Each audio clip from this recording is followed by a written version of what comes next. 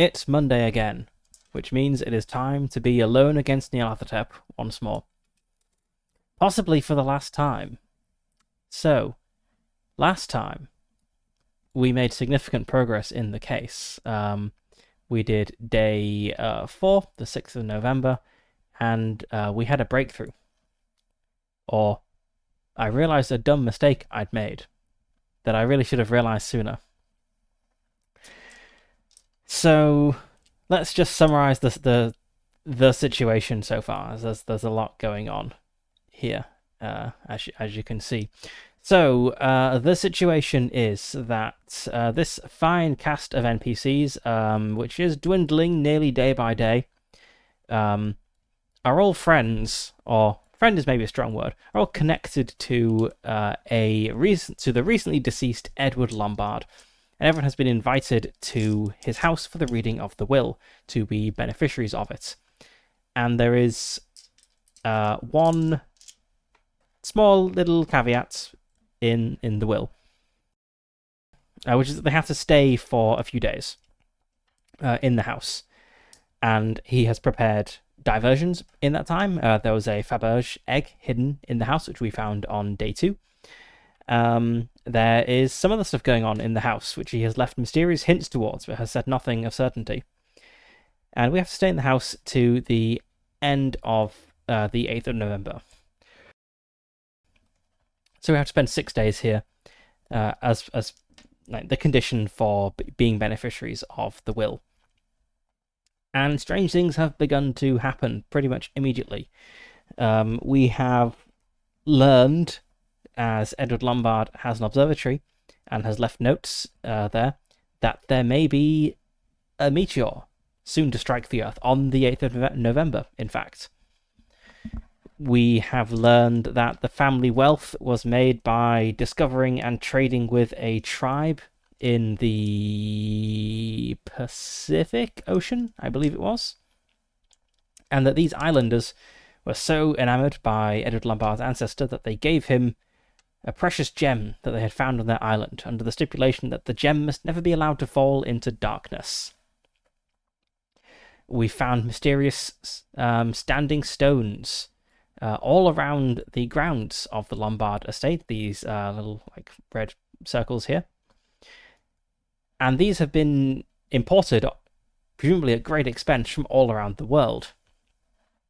And we've been attacked by strange flying snake dragon monster things when we try to leave the property grounds at night.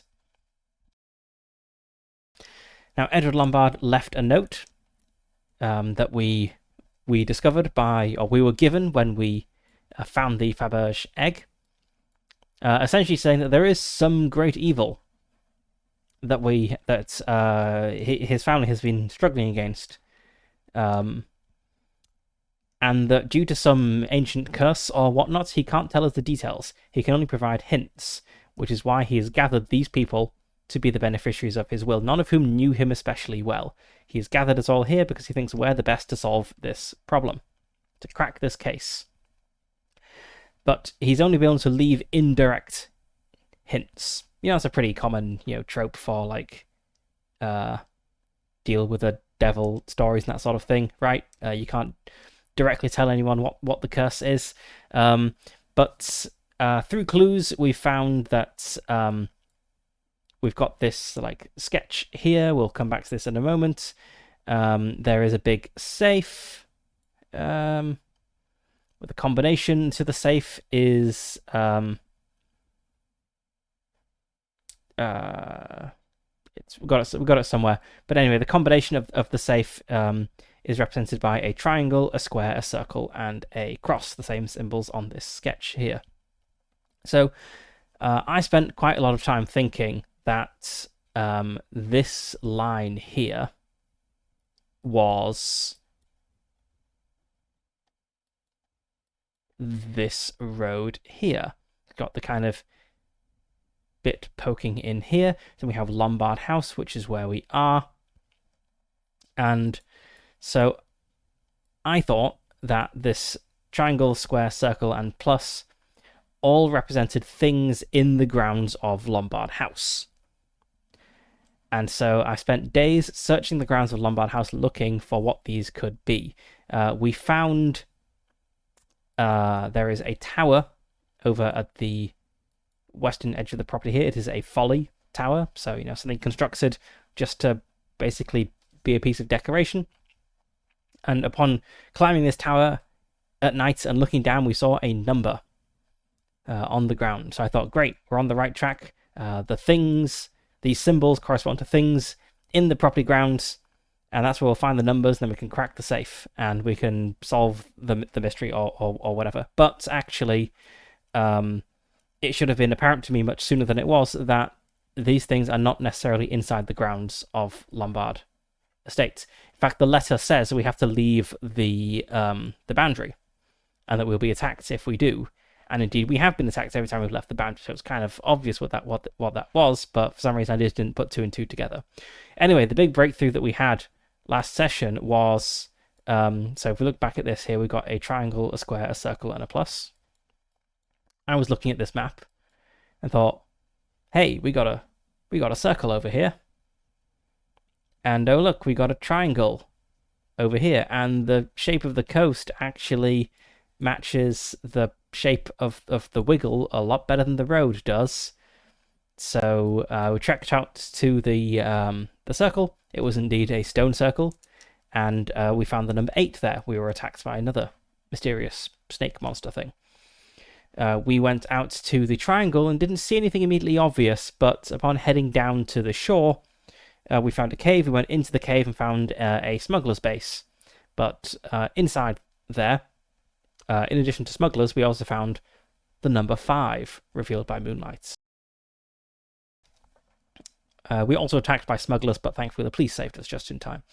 And then, consulting the books in the library for local landmarks, because we had no inclination of what the plus could be, we found this map.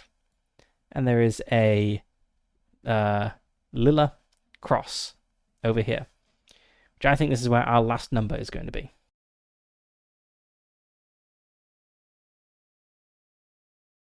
So we want to get over here, see what the number is, then return to the house and go to the vault and open the safe, and hope that we have enough time left to do this. So we are here on the 7th of November. We can only see the numbers at night as they're revealed by moonlight, so we'll probably have to set off. I think most things have been like after 8 p.m. or something, so we'll probably set off like after the evening meal. We'll have to trek across country because I believe the closest road is like here in this square, but then there's like a river in the way there, so maybe we'll, like park the car here. We'll have to move across. Hopefully we'll be able to ford the river, or there'll be a bridge or something here. We'll be able to continue along to Lilla Cross. If not, we might have to like park. That river looks like it'll probably go. So we might be able to squeeze around just north of the rivers, like around here. I'm kind of hoping that there's going to be a bridge here, so we can take a more direct route. But in any case, we won't really have much time left after we discover this to do whatever else we need to do in the mystery, because it took me so long to realize what the solution was. So it is now 9:30 on the 7th of November. We wrapped up last time by working through the beginning of day event. We breakfast. We woke up feeling ugly, so we lost some points of appearance. But we have a day ahead of us, a largely empty day. We just have the standard events plus one extra event here at 10 p.m. So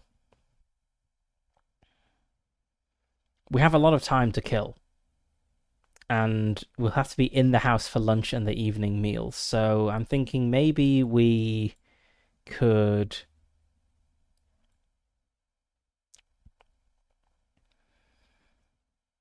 go out here like in the morning and see if we can cross the river that way. We could spend the day making sure of our route to Lilla Cross, so then at night we can get here pretty promptly. Maybe some of the sites around here would be interesting, but I think the priority is working out the route to Lila Cross. So I think we want to do that. So yes, it is 9:30, and I think we want to see. So we got our start a new prompt. I think we want to drive out to let's see, what's the grid reference? Red, white, and blue. 7. Looks like 775. We want to go to. So we want to drive. We can drive the car, which we've already crashed it twice. We can only fit 2 people in the car. How many people do we have with us right now? 1, 2, 3, 4. Yes, we have 4 people, so we can't. If we take the car, we'll only be able to bring half the party. We could ride the snowmobile. Well, we don't need to roll, but it is slow. Let's see.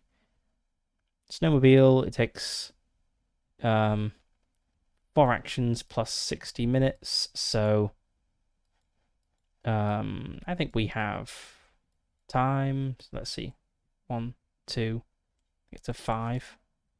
And then for driving back, 1, 2. And then we need time to actually explore the area. I think we have time, so yeah. Let's all pile into the snowmobile and drive out to 7. It was, yep, 775. So let's turn to that in our big list of prompts. And start our log.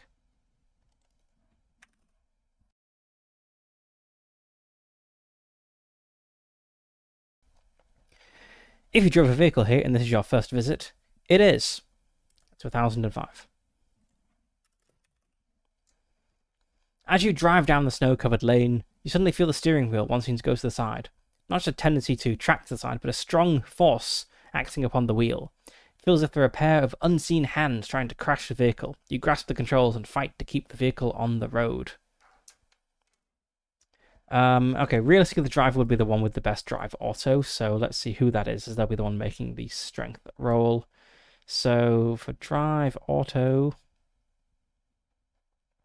we have a 40. I feel like that's... No, we have a 55. Oh, we have a skill improvement to roll. Let's just check. Do we have any skills to improve? What's his drive auto? 40.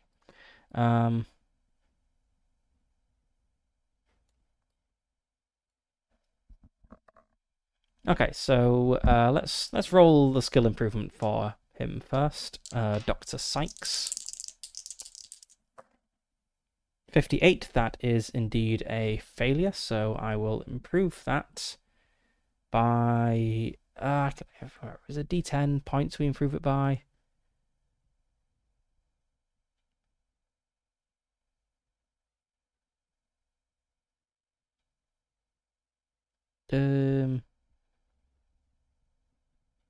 Skill improvement.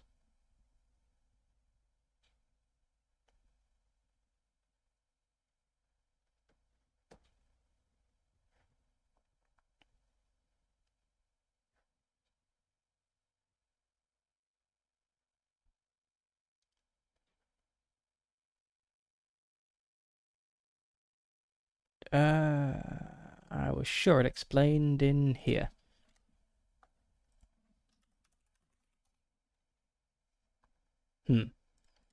Well, I've chosen whatever the default rule is. Let's try to find it in the main rules. Is it under training? No, that is actually training. Let's have a look in the index. S for skill. Skill improvement, page 94.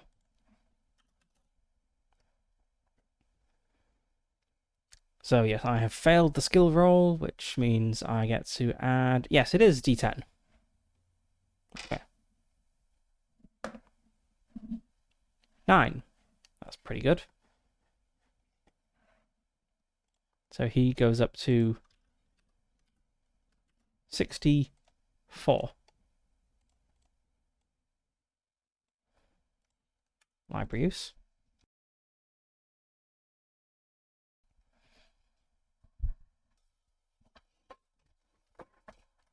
Anyway, back to driving. So our best drive order was 55. Realistically, that's going to be the person driving, even if it is a snowmobile, which is therefore easy to drive. And a 55. Our strength is also 55. 58.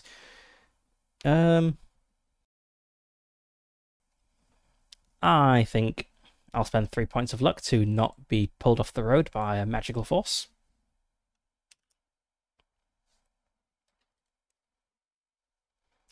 Success. You prize the wheel back to the center, but the car skids. Roll drive auto.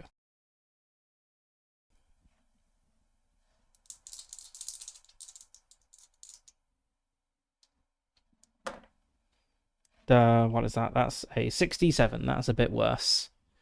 That's a fair bit of luck. I might need luck later. Okay, let's go off the road.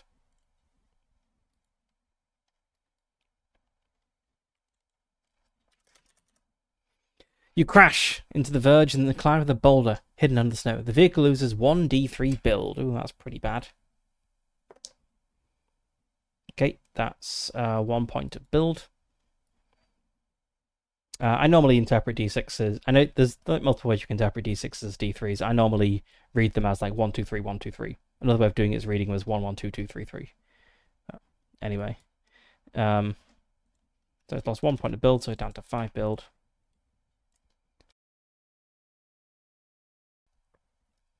Roll size for each occupant. On a success.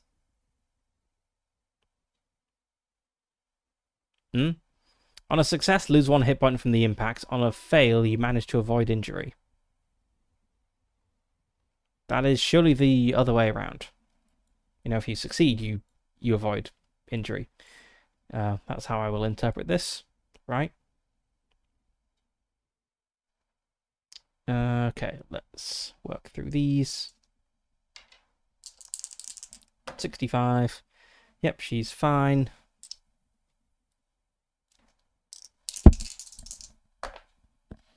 55.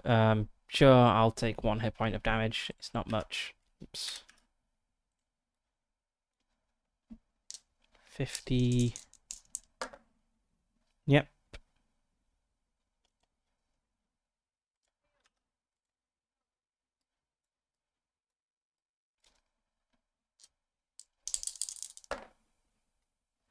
He's okay. Alright, so a couple of bruises. Maybe our doctor can patch people up with first aid. Yep, let's try patching up Emily French. His first aid is 70. Nope. He's too shaken by the impact. Okay. Well, I'm sure some time passes as we do first aid, so let's advance this. But we have arrived at our destination. So, yes, we're going to west over the fields. Just double check we're in the right place. So it says that's 765 here. 765. Yep, we're in the right place. So let's add 1 to the time and go.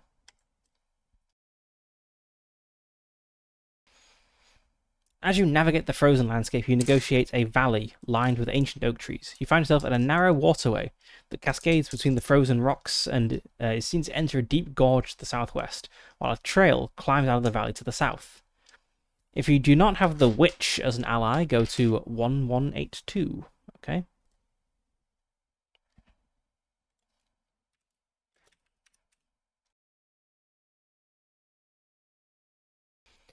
A woman's raised voice is heard through the wind. Go back! You bring with you much evil. For one of you is the serpent. Go away! You glance around, shout a reply. Who are you? I am the daughter of the old ways. Some would call me a witch. I know the evil that dwells amongst you, the eater of souls and eternal champion of Nyarlathotep. You're doing his bidding and part of his master plan to escape his prison. Doomed you are! Accept that to save yourselves is just a selfish dream, for there is no escape from such dark fates as yours. All I can do is warn you that the eldritch power grows stronger the longer you dwell in the House of Lombard. It's true, our eldritch power has been going up every night. It is now 52. Eventually, that power will manifest itself to thwart your attempts to defeat the messenger of the outer gods. You walk towards the voice and catch a glimpse of a distant robed figure through the scrub, a dirty, barefoot woman holding a gnarled staff, shouting her warning upon the wind. All I can offer is a ward to help resist the father of all hunting horrors, astral fire, yet I fear that is not enough to save you from your own bitter fate. Seek my hut, and take the cubic ward from there above the door if you must. Nothing else there is of any use to your lost cause. You must trust in the great way to guide you. See her turn and walk into the brush. No further shouting brings any response from the now distant witch. She has gone. Gain witch as an ally.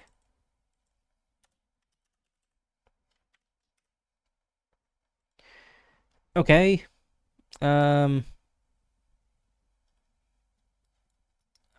Maybe we'll look for a witch hut later, but I think our priority is getting to Leela Cross. So let's see. And actually, maybe the snowmobile was a bad idea, as we don't actually have that much time. We need to get back as well. Okay, so we're going to Cloud Valley to the east, 775.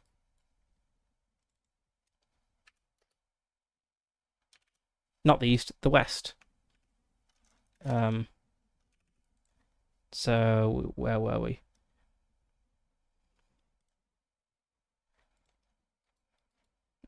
Yeah, let's just jump back. We were on 1-1. Okay, we were on 775. Then we went to 1005, 1029. We headed west. We went to 765. Then we went to 1182 because of the witch, and yes, then we ascend onto the moor to the west, 755. Okay, glad we got that sorted. You're on a little-used trail, heading across the frozen moor that looks like an Arctic tundra. It descends into a valley to your east. South, you can see a dangerous drop-off into a dark gully. Meanwhile, to the west and north, an ominous freezing fog is hanging in the air. Heavy clouds continue depositing snow and dim the ambient lights.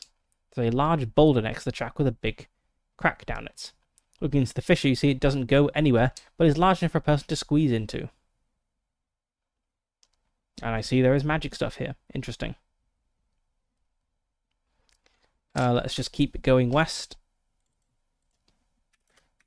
We want to get to Leela Cross in plenty of time to check it out, and then head back for lunch, and then maybe do some stuff in Lombard House until the evening meal, and then head back out and get the thing.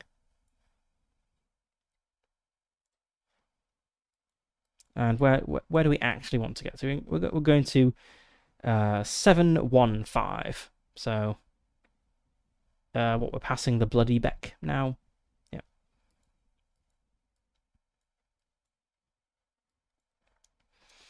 You come out of the awful freezing fog into a patch of the moor surrounded by it. The clearing allows you to get your bearings. The full moon has risen. The full moon has risen?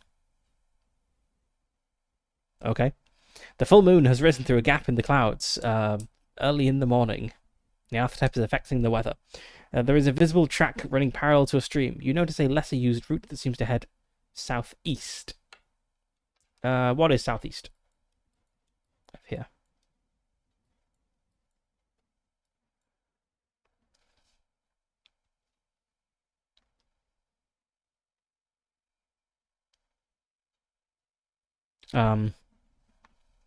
Not really sure what's to the southeast of here, but let's keep our eyes on the prize. Let's go west, 735.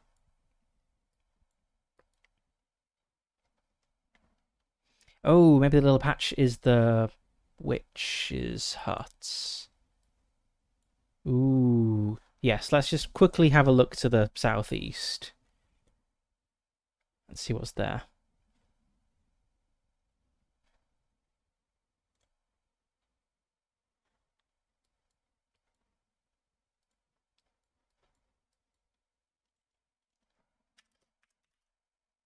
You find yourself in an enclosed gorge between two high rock faces. A smelly stream follows the bedrock below the narrow, icy trail. The water is a distinctive red color, indicating the presence of iron ore, perhaps blood. It contrasts the stark black and white scenery. A freezing fog is beginning to drift down from the higher ground.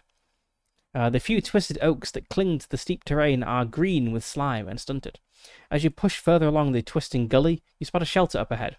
Icicles hang from its dark walls. You get closer, seeing it is underneath an overhang made from rough timber. The trail passes by the closed door.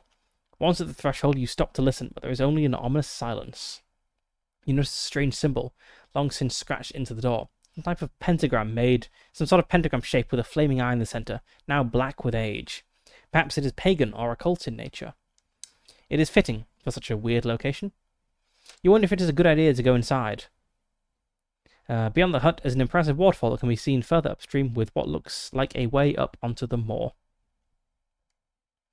Well, the witch said go to my hut and take the thing, so let's go to the hut and take the thing.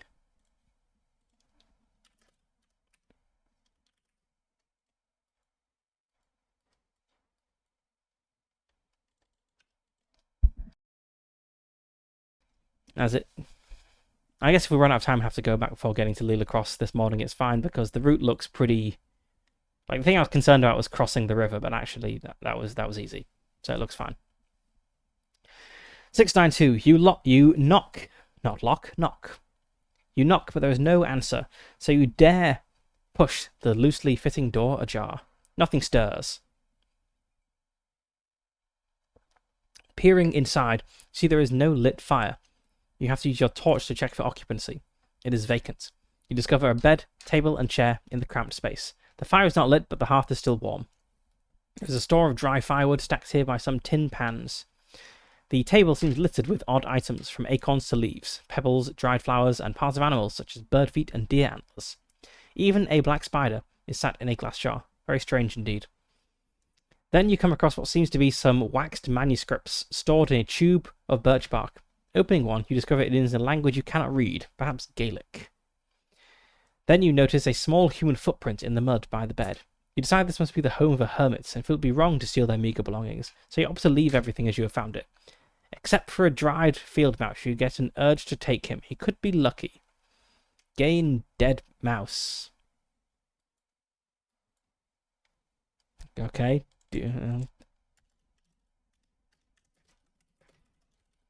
I feel the game has tried to give me a dead mouse on multiple occasions. Well, this is the first time it's been like, you get the dead mouse. Okay, gain some luck. 3 luck. For my main investigator. That's good, she's running pretty low on luck. If you have witch as an ally, I do. Go to 1183.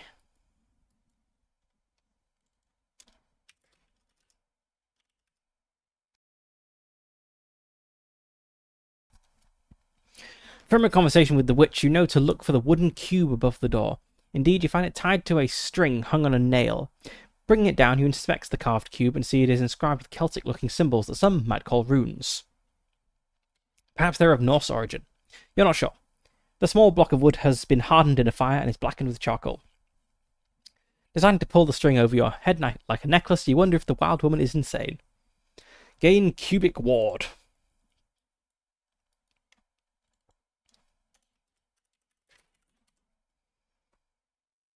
Okay, then let's go back to 745.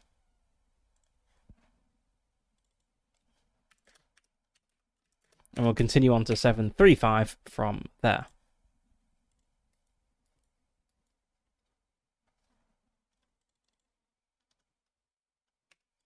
Let's see. So when we're getting back, yeah, we've still got. I think we've still got time. It'll be 1 in this slot. And getting back is gonna be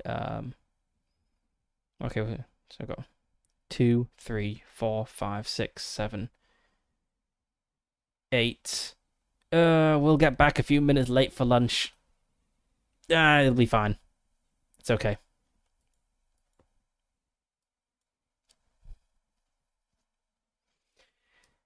Damn this freezing fog. It burns your lungs and hurts your skin. Ice is visible on your clothing and hair, while clouds of condensation form from each of your labored breaths. You can hardly see through the white vapors that surround you. It's tiring to yomp through this. Yomp? To yomp? That's not a verb I've come across before. To yomp through this bleak bogland and hard to keep your bearings. You can't explain why, but you feel a growing sense of unease. Okay. Who is good at navigating? Who is a skilled yomper? Got a 20.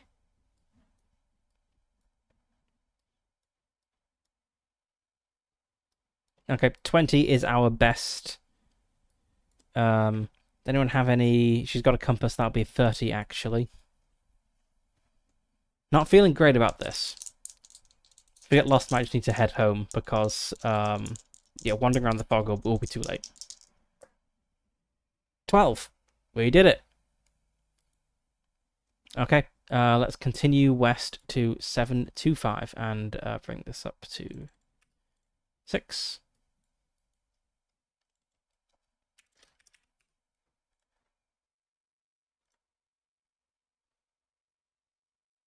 It's the same sort of thing.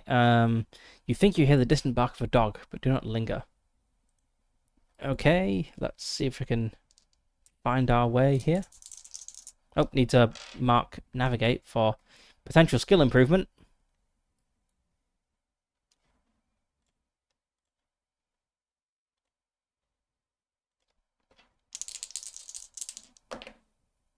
$33. Sure, let's spend those 3 points of luck I recovered. And continue on to 715.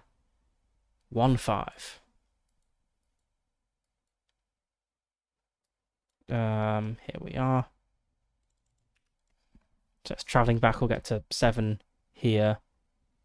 Add 4, we'll be at 3 in here. It's going to be 3, 4, 5, 6, 7, 8.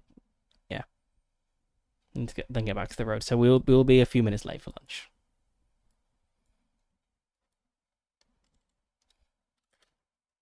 Assuming we don't get lost on the way back, that is. Which we might.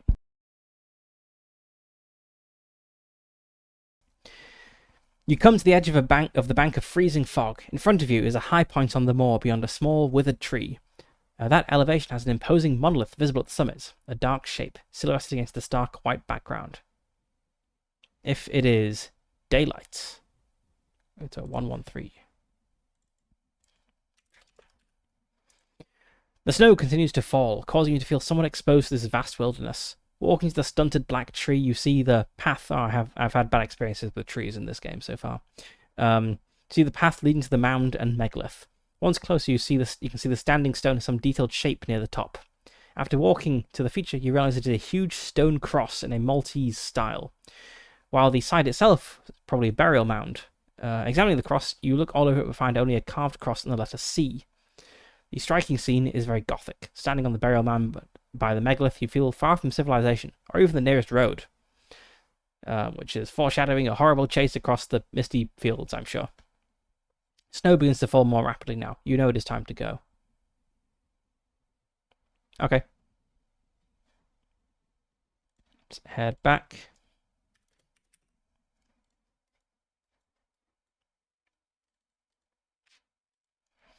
Gotta make some more navigate rolls. I feel if we get lost in the fog, we'll just be like moving around in circles. That's good. So we'll then move along to 735.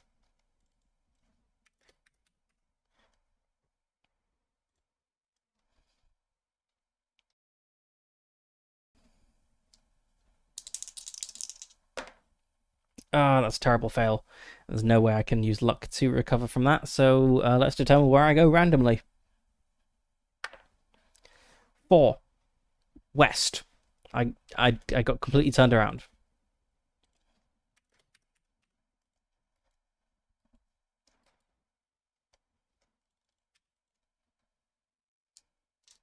Right, let's try this again. Nope. 83. 3 is south. 724.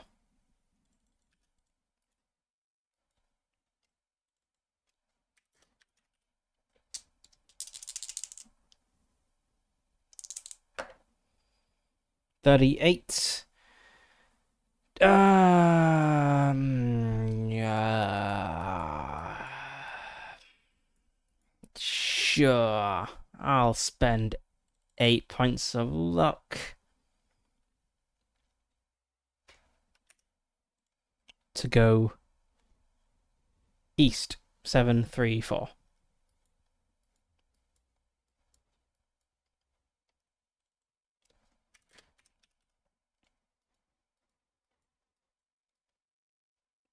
Here's my time tracker. There is a break in the freezing fog. Oh, thank God. Socks feel wet. Terrible. Okay, let's continue east to 744.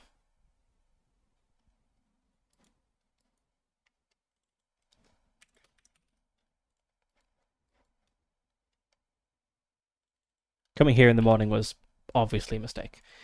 Okay. As you move through the freezing fog, you come across deep tracks in the snow. Visibility is limited. You're tired from the mammoth effort to get here. We don't have time to inspect the tracks. So let's try to navigate our way out. Okay. 2 east. Oh, could have been worse.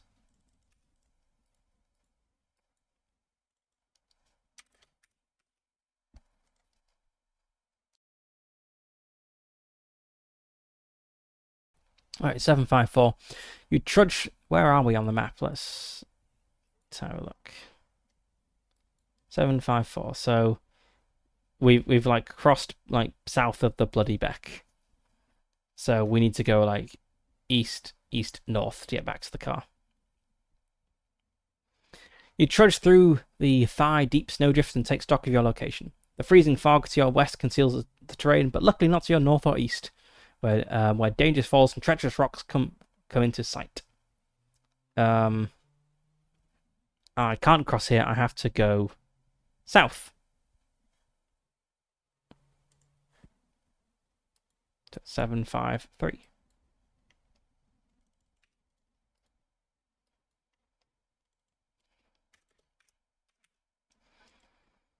So getting to Leela Cross at night may be a bit of an ordeal if we're making all these navigate rolls. I might want to give my compass to someone who has a lot of luck.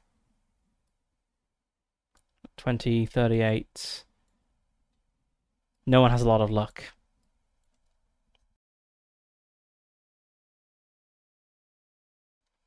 Okay, 753. You find yourself deep in a wooded gorge. Where 2 ravines meet along with their watercourses. The eerie silence of the fallen snow begins to play tricks on your mind. You feel like you're being watched, yet you can't see anyone, nor any wildlife. Exposed rock faces on both sides of the ravine can be seen as it winds through the landscape to the north. Okay, let's see. So what we are 753. We're here, and we want to get here. So I think we want to follow the tributary to the east.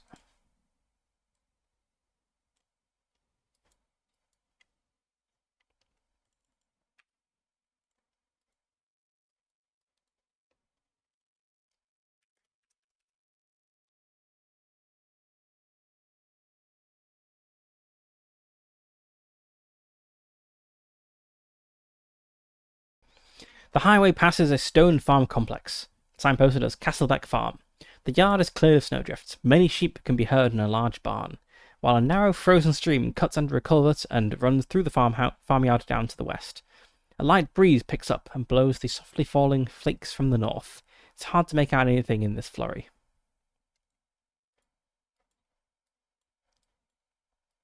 I think I want to follow the road, like northeast, which would take me to 774. Okay, here, perfect.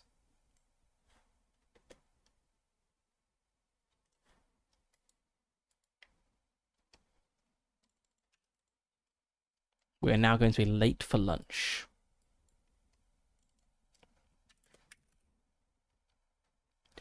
The road crests a low hill, giving a little view of the immediate area through the snowstorm. Continuing north, the road descends over snowfield fields that extend to east and west, whilst to the southwest the highway dips to pass a ruined church. Let's go north.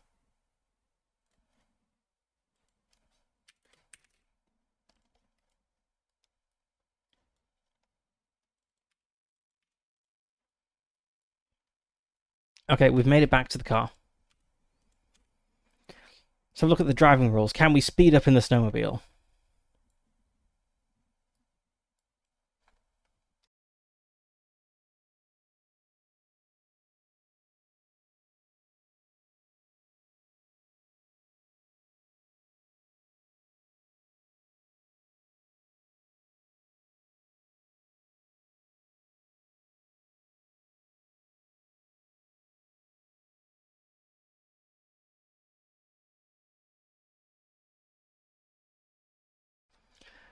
We cannot roll to go faster, so we're just going to be late to lunch. So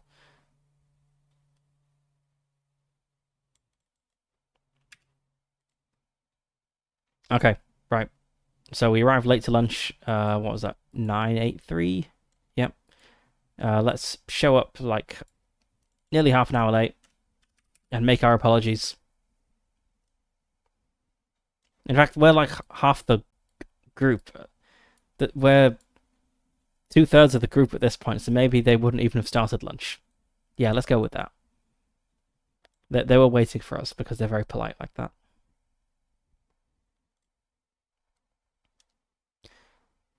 The dinner gong summons everyone, eager to see what culinary delights Mrs. O'Brien is serving for lunch today. The dining room is nice and warm. The view through the leaded window is as stark as ever. It's starting to look deep out there. Maybe 2 feet of snow has fallen. Bringing your attention back indoors, the solicitor suggests it is amazing the trains are still running. I know, right? These days they stop if they've got leaves on the line. The luncheon is a quiche, piping hot and thick. You enjoy the marvel of Mrs. O'Brien's cooking. It is just what you need to keep your strength and spirits up. Still nothing? Asks Miss Harris. More snow? You joke, earning a smile from the young woman. I bet you found something. Now let us in your capers, do. Interrupts Mr. Oh, that in his northern dialect. Pretend that was in a northern dialect. We all want to turn out nice again, but you can't keep us in the dark forever. Sadly, there is nothing to tell. I'm just pottering around and taking in the history. You deflect their questions to avoid sounding stupid. The benefactors begin to disperse. Is the party? The party is not short at the moment. We've got 4 members. I think that's correct. Unless he didn't count. Let's just have a quick look. See, which prompt did we get him from? I think it was the evening meal last night, perhaps. 695.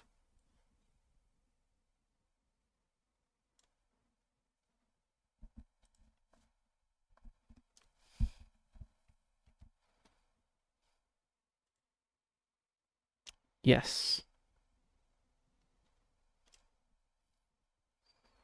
Okay, so we get him in our party no matter how many members it has, but it doesn't say that he doesn't like count as a member. So I guess our party is full. No one is insane. Move time to 1:30 p.m. I guess we'll adjust it to 1:30 and 6 time units because we started lunch late. It's a 231.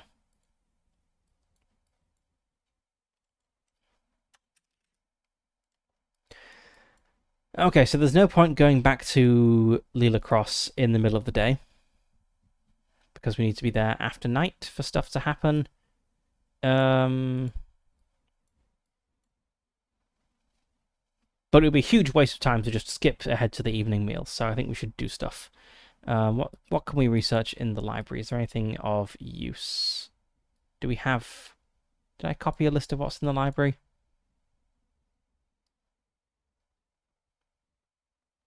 There were Cthulhu Mythos books in the library we could read. Let's see. It takes 2 hours. We read Nyarlathotep in the Necronomicon. We also have the Cryptical Books of Hassan and Golden Bough.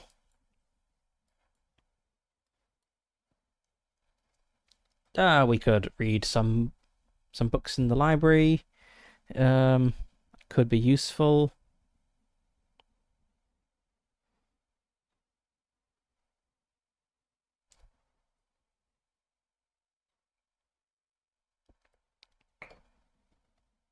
I should have copied what else was in the library, but I guess we can just go and find out. Yeah, let's go to the library, which is 6. Then go to 31.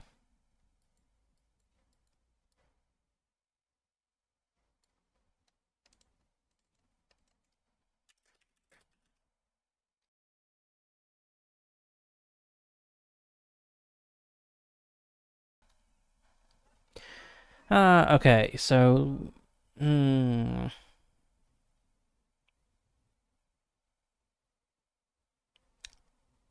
kind of interested what the geology and geography section might include, because I don't think we've seen anything that really relates to that. But the occult books are probably more directly useful. So let's look up some occult books and see who has good library use.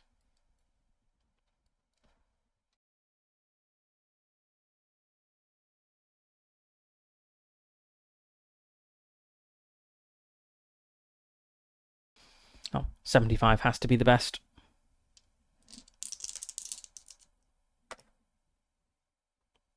89. You know what? We've definitely used the library before. So nah, it's clearly cheating to say that. Well, that was definitely my skill improvement roll. No, I failed to use the library there. 89. Could spend luck, but that's a fair chunk of what I've got left. So I don't think I want to. I think I want to preserve my luck because I might need to avoid instant death at some point. This costs d4 plus 2 time. 3 time, and we go to 185.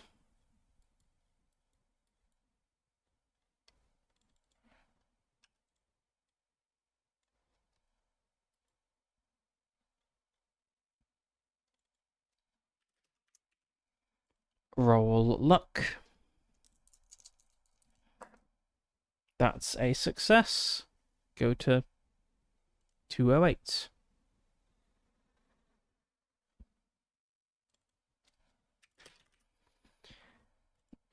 By chance, you come across an interesting map of the local area. Gain local map 2. Yeah, we've already got that.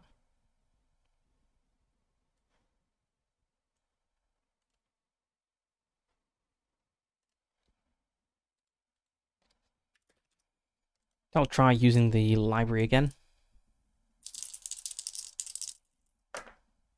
87. And 5 units of time. I'm really not having a good time with the library.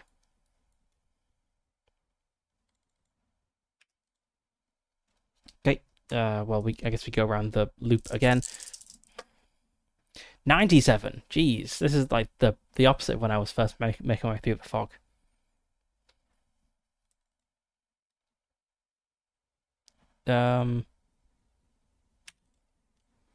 Okay, I'm giving up on the library.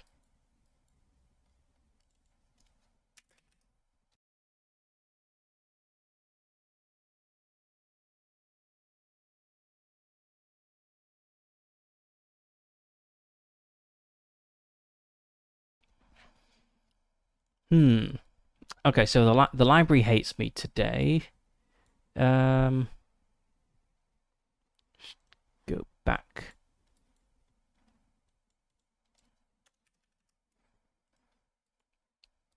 So what could we do? Have anything useful to look up?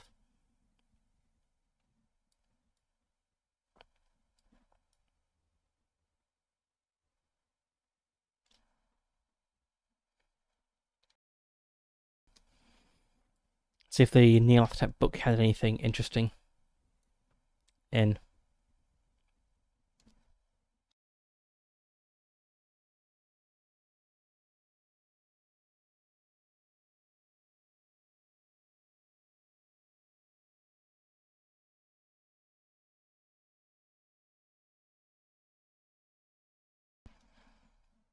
Probably nothing like directly useful here.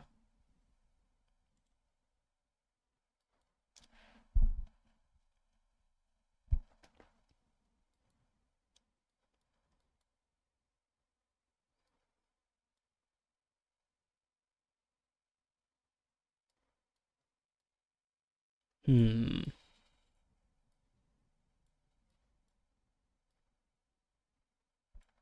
Actually, it is incredibly warm. Let me just go open a window.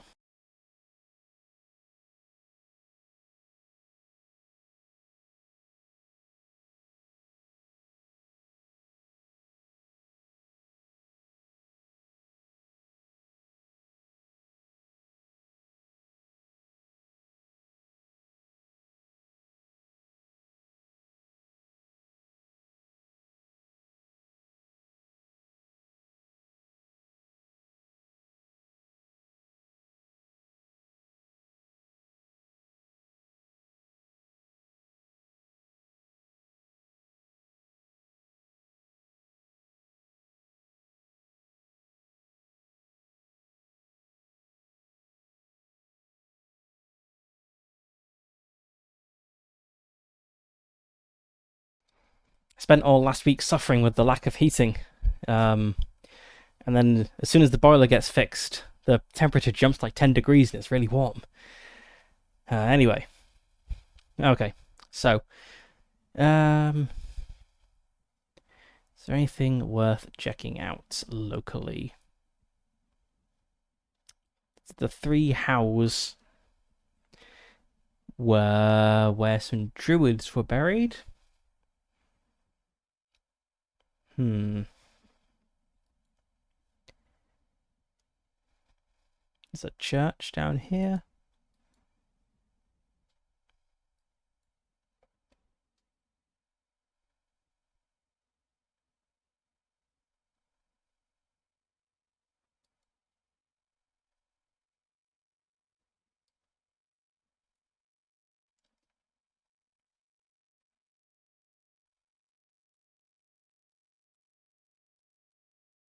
What's in my to-do list? I've actually kind of done most of these things, I think.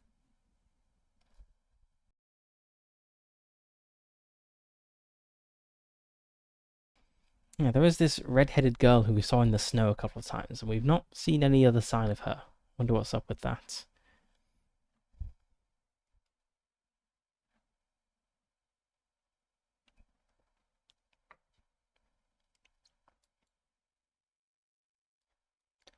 I'm kind of drawing a blank that's of what to do that's not just consulting the library some more, or killing time and going to the place at night. So I don't think there's anything I can really do during the day other than visit the various local sites. But I'm not sure if those will be affects anything. I guess it can't hurt. Sure, let's go to the three hows. That is 517, and yes, we can drive there. So let's all pile into the snowmobile.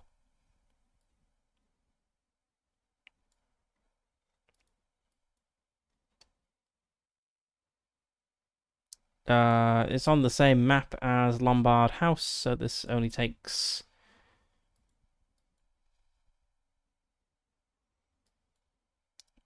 Um, 4 time, I think.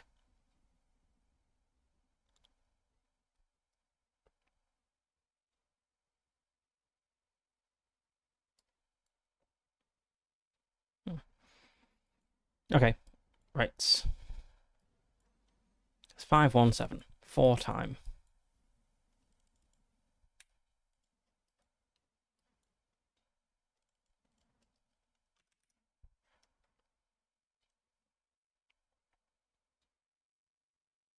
Maybe the druids have a magic sickle of demon slaying.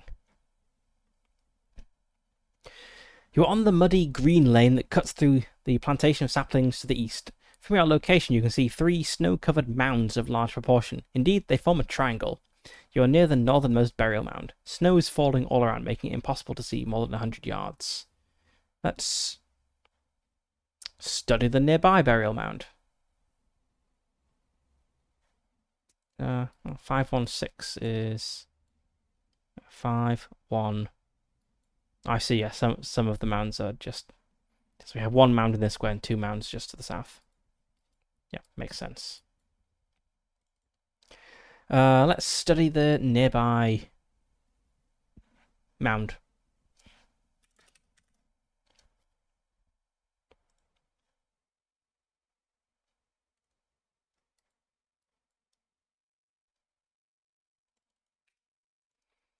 You walk around the largest burial mound and determine it covers a substantial area, maybe even the size of the inner circle at Stonehenge. Walking up to the snow-covered How, which you presume means burial mound, you find that at the summit is a depression. There is no way inside. You assume this is evidence of someone digging to rob the tomb years ago. Roll archaeology.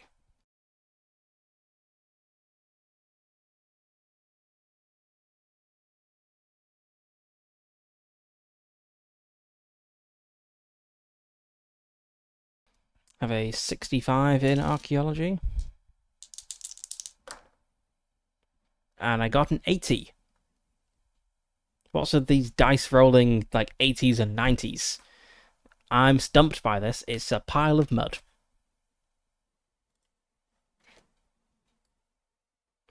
So it's back to the green lane. Let's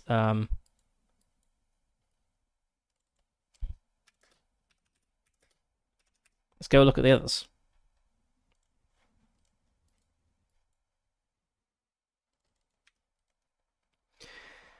Approaching, you see some young stands of saplings laden with snow. Nearby is the obvious shape of 2 burial mounds. Another mound lies across the green lane to the north. The snow begins to get lighter, and almost stops. Even in the dim lights, you can see the distant sea and realize you're actually at a fair altitude. Lights from dwellings by the sea can be seen, perhaps as far south as Flamborough. This is probably why these burial mounds were sited here, pervading so much of the coast and surrounding area. Study the mounds.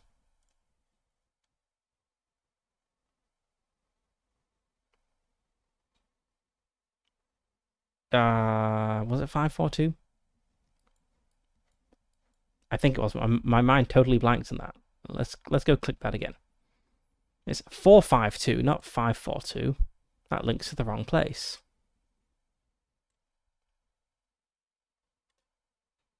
Four, 5-2. Looking at the 2 low burial mounds crowned in stone surrounded by bushes, you get a sense of calm. It is a great setting to be laid to rest. You understand why ancestors would wish to be buried here. The view to the pretty spectacular horizon can be seen in various directions. West is the vast expanse of moorland. There's just a fraction of England's largest area of wilderness, the North Yorkshire Moors. The coastline can be seen to the south between snow flurries. The northeast allows a view down to a village that you figure to be Robin Hood's Bay. Walking around the westernmost How, you see footprints in the snow, as in actual human footprints made with bare feet. This is madness. Who on earth would walk around here barefoot? Roll track.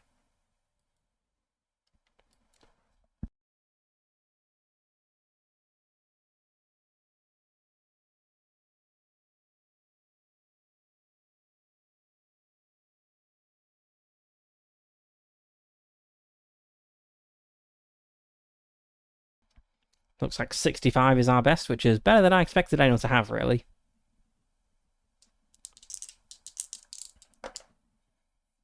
Um, 69. Ah, sure, I'll spend 4 points of luck. 4, 1, 2.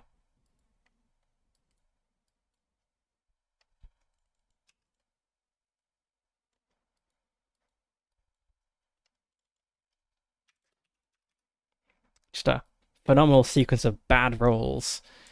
Okay, you make some sense of the human tracks. After a while, you realize they circle the burial mound before heading southwest, then zigzag through the young bushes. Sure, let's follow the tracks. I've spent luck to do this.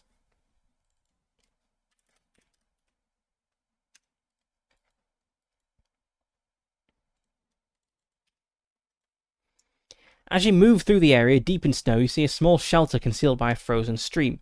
It is sited amongst a patch of willow saplings, a wooden structure made from bent over boughs. Sail canvas has been draped over the frame, and now snow covers it, except for a hole in the centre. Moving nearer, you see human footprints made with bare feet.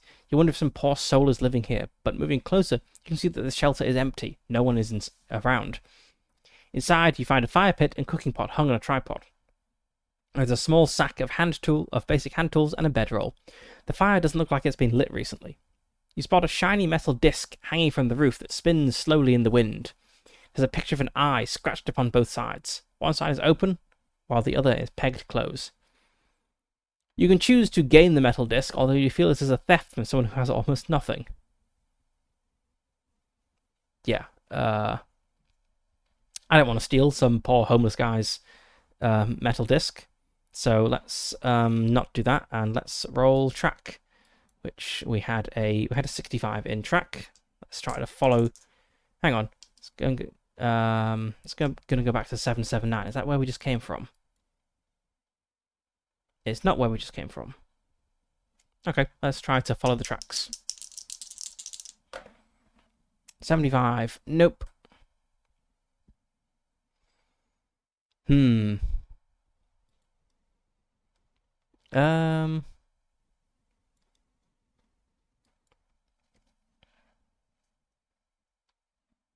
Right, so we've actually crossed over the maps now. So we're on 796. So yeah, we're here. Hmm. I think we'll just go back.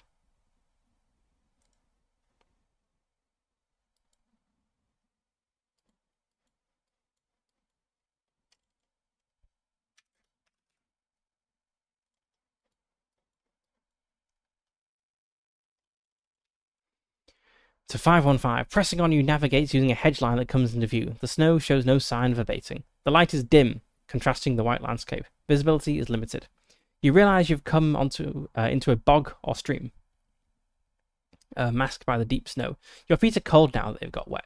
You cannot wait to get out of here. A dark shape to the east is a woodland of pine trees, while the land climbs uphill to the north. I think we want to go north. I believe that's where we left the car. Yeah, we need to go north 2 spaces. Let's go 516. And from there we'll go 517.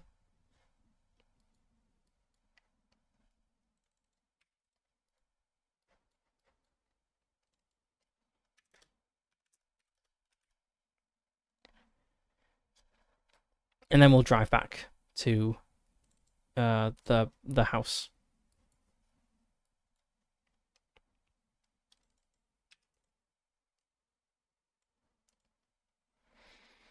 I'm not really sure what to do other than kill time until night. So maybe I'll just.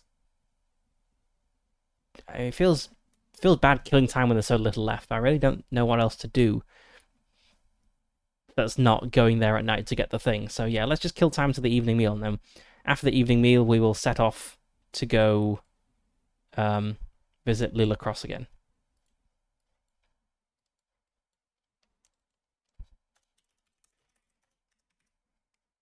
I believe it was 917, 967.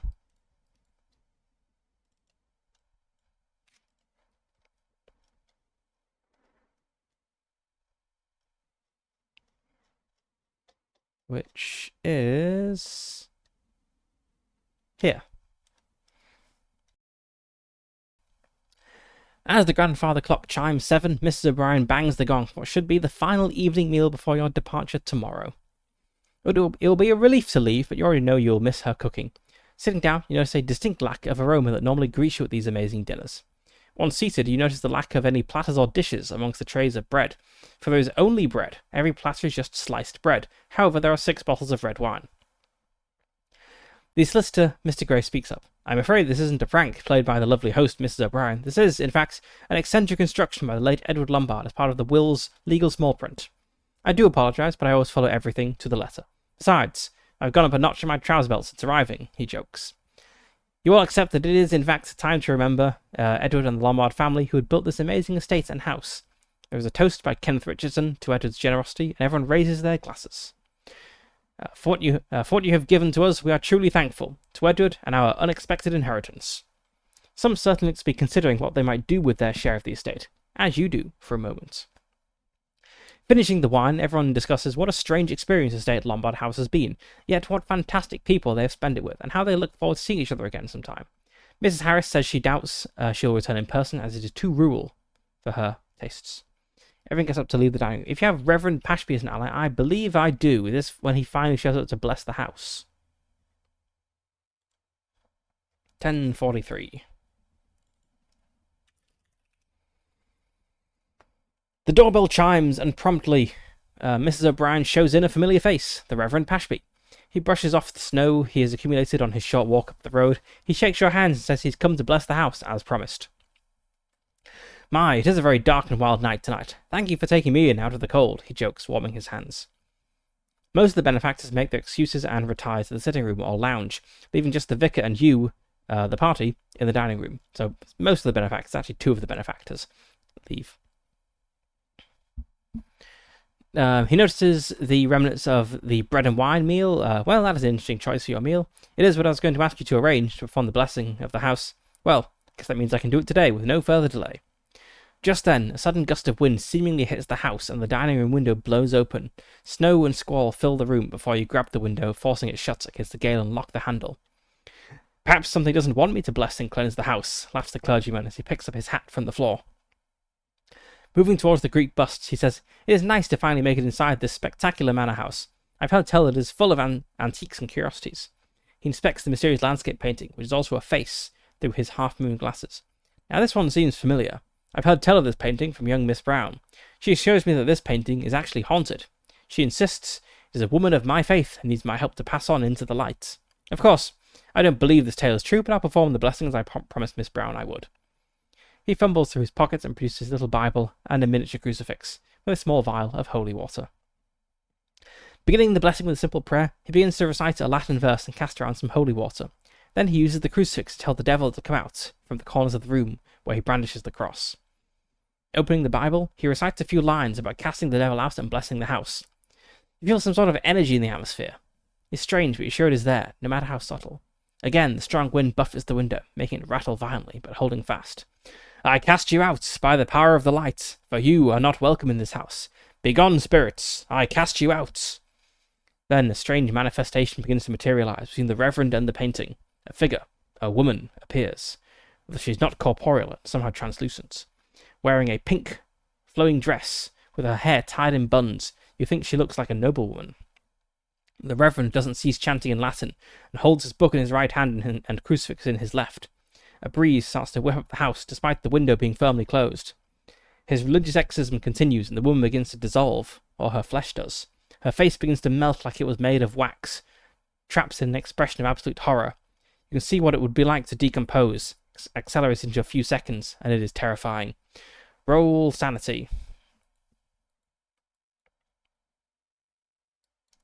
Got a 76. More sane than when I started. Just sane enough. Success, lose 1 sanity. I have a magic emerald that makes me feel very calm, so I don't lose sanity. Roll Reverend Pashby's skill. Exorcism, 75%. I like how he's seemingly unfazed by this. He succeeds as well. So 991.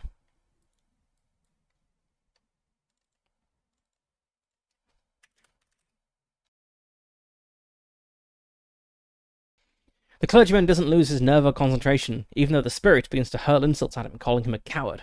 However, his Latin recital of numerous psalms and verses begins to take effect, and the ghostly woman in pink begins to become more benign, and he tells her, "Do not be afraid, go into the light." She reforms into the beautiful lady she had once been, and smiles as a semi-transparent apparition, turning to float up towards the corner where a point of light appears. However, there is suddenly another manifestation that forms a fleeting glimpse of a huge fanged mouth. It consumes the woman's soul before vanishing once more. The arcane light dims. The fleeting view of a paranormal creature that apparently ate her soul is enough to test your courage. Gain 12 Eldritch points. Ooh, I don't like that. Roll sanity again. I passed that one as well. Lose one sanity. No, because of my emerald. I do still have the calming emerald, right? Yes, I do. 921.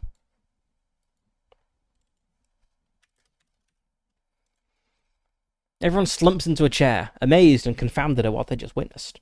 The Reverend seems drained, as if drunk. He doesn't look well at all. He says he thinks it's best if he goes home and gets some bed rest. He is quiet and exhausted from what you can tell. The solicitor enters the room and looks concerned, so he offers to take the clergyman home. Everyone agrees that is a good idea and thanks him for his blessing of Lombard House. No one is temporarily insane. The rest of us decide that a glass of gin is in order. And we set the time to 8:30 p.m.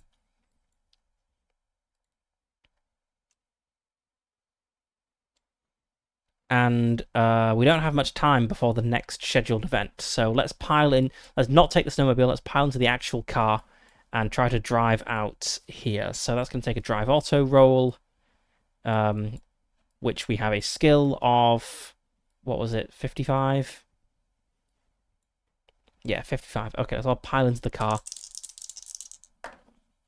43, success. So that is half an hour plus 2 time units. So actually, this is going to happen while we are out. I guess that's fine. Anyway, we have driven to... Where was it? Here. 775.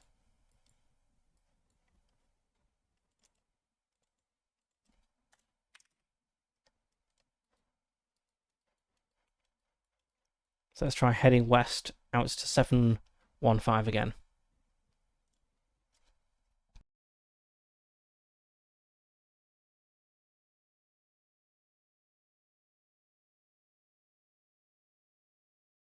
Okay, 775.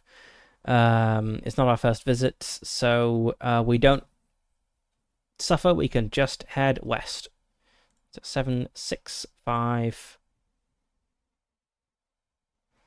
And then we have the witch as an ally, so we can just continue west to 755.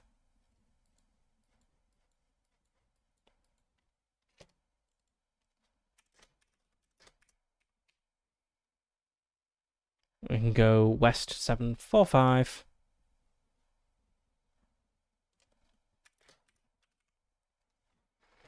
We go west to 735, and now we need to be into roll. But now that's 4 units of time.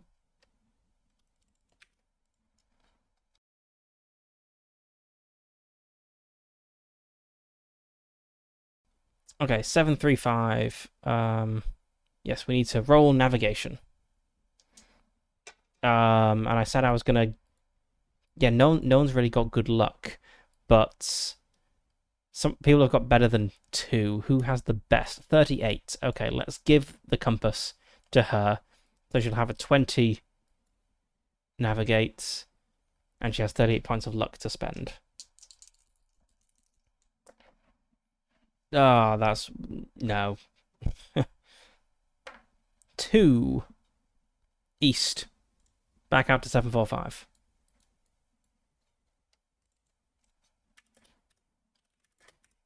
Let's go back to 735.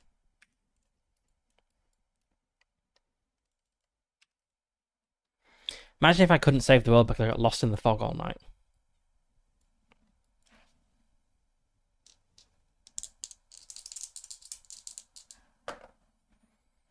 95. I'm having the awful rolls again. 1. Um, let's see. 1 which is north to 736.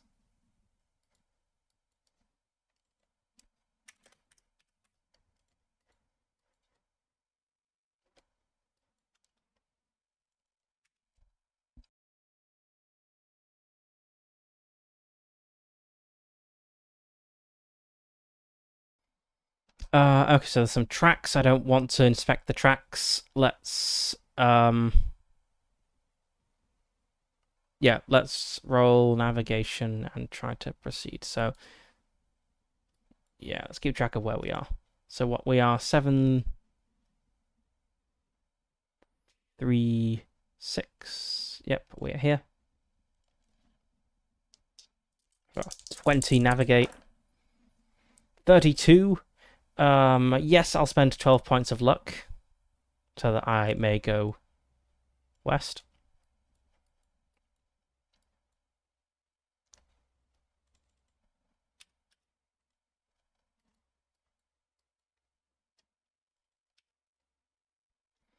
Right, where are we? We're in 726.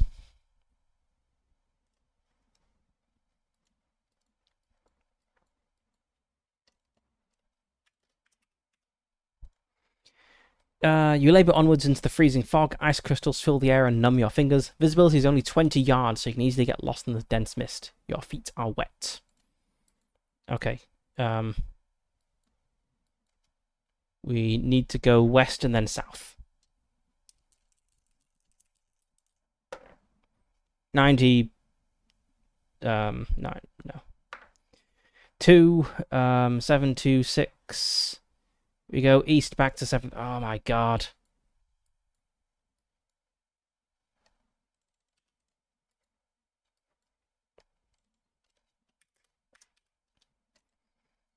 So I know why it is designed this way, because you're trying to make your way through something that's obscured by kind of supernatural mist, but it is a little frustrating just to go back and forth, burning through your luck as you go. Like, I think if this were like a scenario I was running for players, I would start giving them bonus dice eventually as they start to like recognize landmarks, rather than being like, well, you've ended up back where you were 5 minutes ago. Roll again. 80. That's a failure again. 4. So we're in 736. 4, which is west to 726.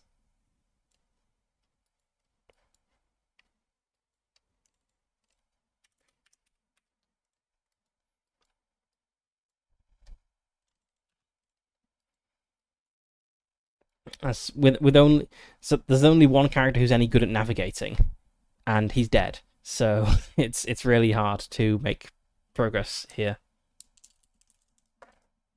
Nope. That's a 2. That's back here, right? It is.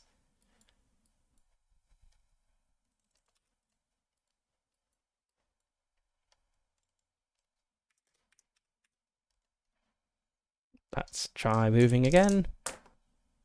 35. I mean, I could spend 15 luck, but there's another roll after this one, so like, I mean, sure, I guess I'll do it.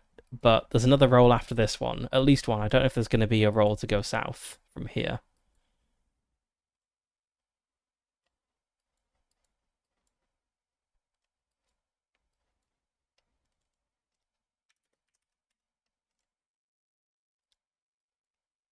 It's just not that fun, like rolling to effectively bounce around a map at random. Okay, that's a success. So we'll go over to 716, which is going to need a roll.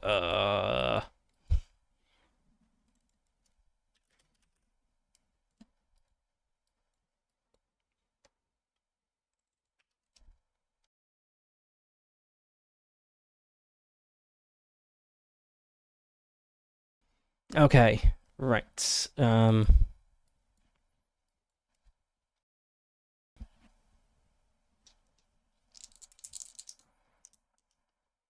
I mean, I guess I can mark my navigation skill to improve it. I'm not sure there'll be opportunity to.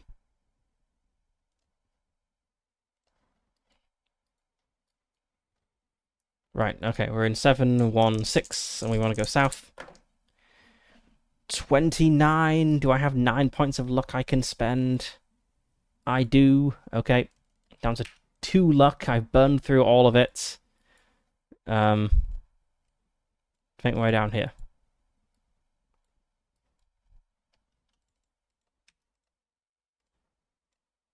Right. Okay, so we're in 715. But we're interrupted by an event. Which is 1090. Let's find that.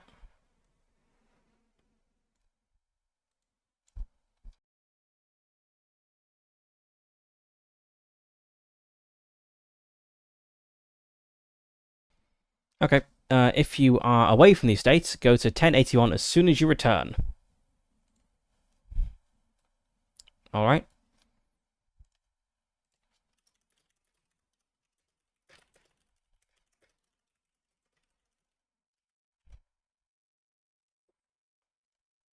Let's put that there. But we have made it to 715. It is after dark. Go to 1128.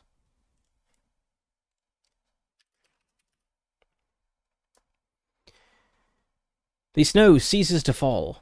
The billowing nimbus parts, revealing the black night sky and a bright full moon. You begin to feel exposed. Finding yourself in the middle of this bleak moonlit wilderness, you hear a muffled sound. The distant howl of a hound, perhaps.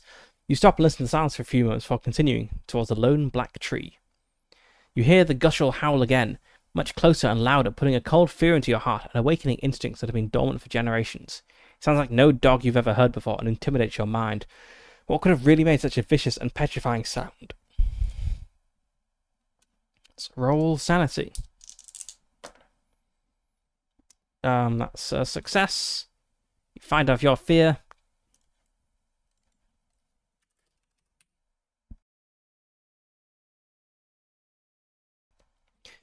As you arrive at the stunted black tree, there is barking in the distance. One of the party points, "There, look!" You follow his indication, see a distant pack of dogs sprinting through the snow towards you from the south.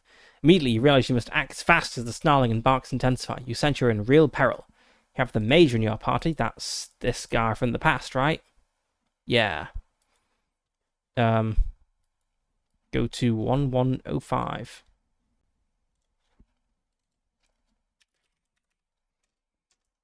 Major Lombard suddenly takes command, being a man of action and fresh from no man's land. He shouts at you, "Get across to the mound!" While he and another party member will provide cover fire from here. You now see the pack of dogs numbering your party size doubled. Okay. There's 4 of us, right? Yeah, there's 4 of us, so 8 dogs. Says, make a note. They may be 200 yards away, but covering the ground very quickly. You realize time is of the essence, so you set off running along the frozen path towards the snow-capped megalith. Select one party member to stay at the lone tree and shoot with the major. Their shots are classed as braced. They set up using the tree trunk as a base of fire. They do not suffer disadvantage dice shooting the next 2 combat rounds. Make a note. Okay, so we have...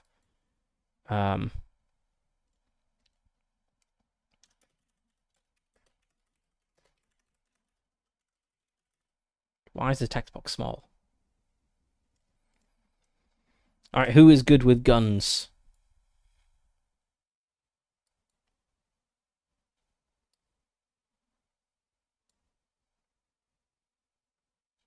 I feel a shotgun is maybe not the best weapon for like things far away.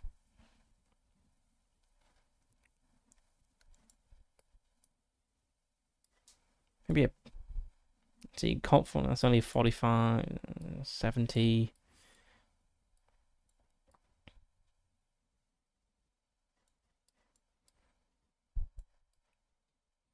Okay, maybe Cynthia will stay behind us. She is good with a shotgun.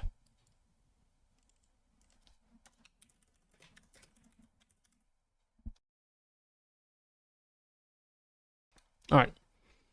Go to 999. Combat! I'll just log the prompts here. 999. Round 1, long range. The remnants of the party move quickly across the bleak moorland, along the track towards the megalith on top of the small burial mound. Snow hinders both your movement and vision, yet you can hear the crazed snarling and barks of the rabid dogs bearing down on your position. You can now see the pack of dogs because party size doubled. You may shoot at the incoming dogs, but it is far from easy.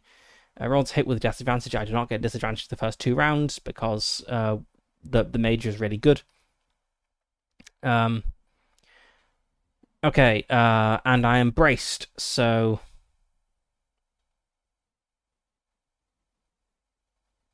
okay, I guess we'll see how many dogs we hit or kill, and then this will determine what happens next. Okay, so let's start with the major. So this gun, as I was kindly reminded in the comments, shoots 3 times per round. And let me remind myself of how that works in Call of Cthulhu. Do I get disadvantage dice for the subsequent shots, is what I'm wondering.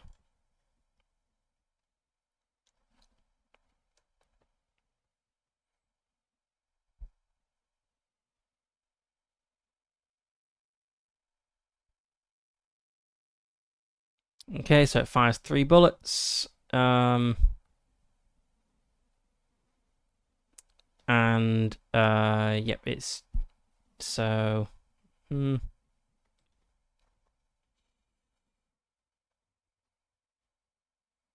it's just treated as a volley of multiple shots, I think.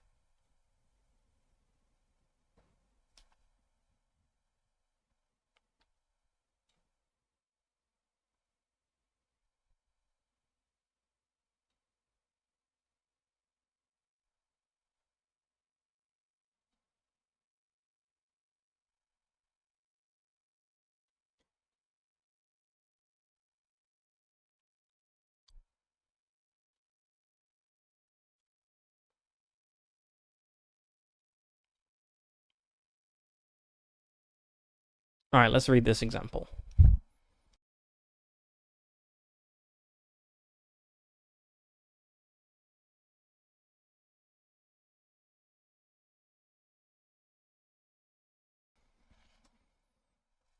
Well, okay, this is a handgun that's not really relevant.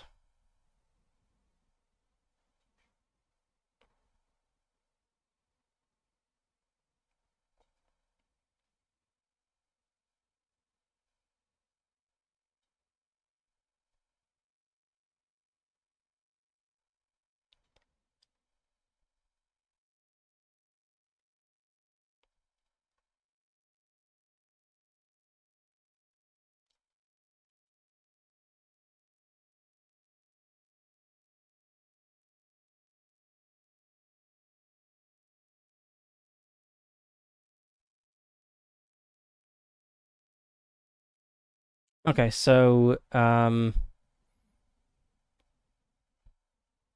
Lewis gun, it fires 3 shots.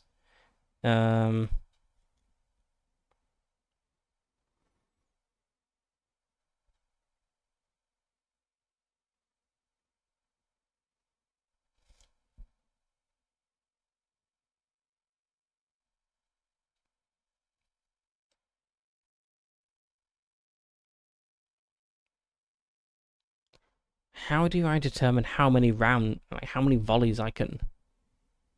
It's just until the ammunition runs out. I see. Okay. I'll just do 1 volley of 3 bullets with the Lewis gun. That seems simplest. That'll be 1 attack roll. He has a 64. And I rolled exactly a 64, so that is a success. But I am braced. It is 3 bullets, so I think that hits 3 dogs. But without killing any.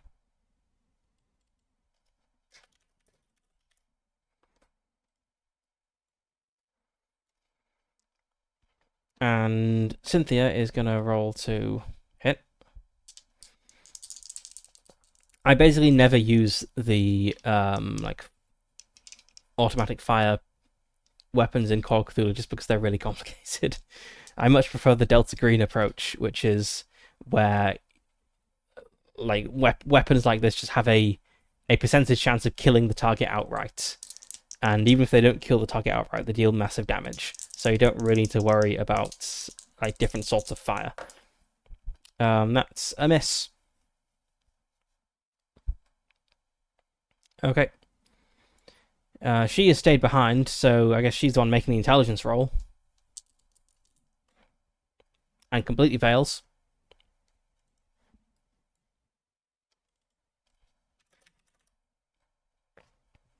Combat, round 2.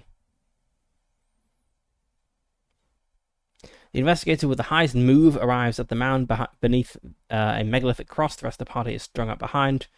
The party member with the lowest move is attacked by a rabid dog. It leaps at their throat. Roll to hit. The dog has bite 50. It missed, so it doesn't really matter because well, unless I fumble, right? Let's check the combat flowcharts.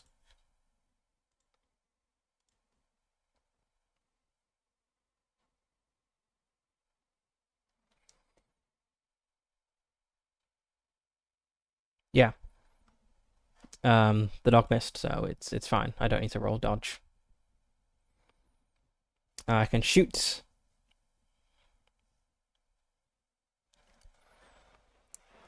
I see. Roll damage if 5+ it is killed. So I guess I do need to roll damage for this. So it's actually 2d6 plus 4 is going to deal a minimum of 5 damage. So is that 3 dogs dead?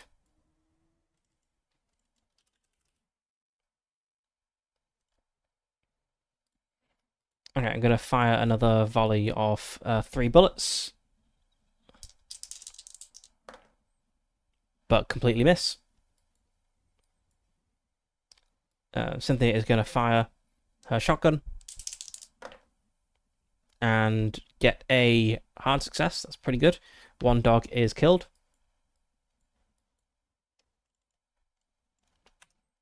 4 dead.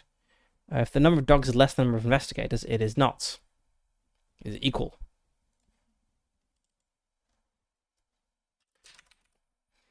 Alright, so now we've run out of our non-disadvantage, so we're going to disadvantage. Amongst the moonlight snowstorm, the vicious dogs begin to arrive and leap at the slowest in the group. They close rapidly, and you feel the tension rising. Oh, yes, it's fine. The dog missed the attack. You wonder if you'll be able to survive this terrifying attack. The investigator with the lowest move, who enters the megalith, is engaged in melee combat with 2 dogs. Okay. Right, what do we got here? We've got move 9. It's obviously the guy who has a bad leg, right? Move 4. Yeah.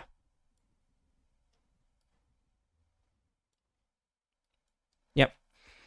So he's in melee combat with 2 dogs.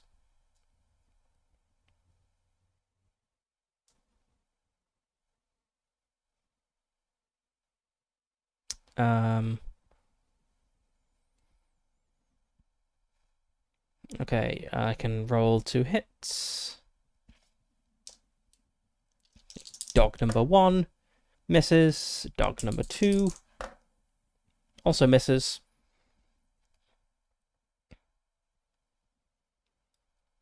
He's going to attack a dog with his sword cane and get a hard success.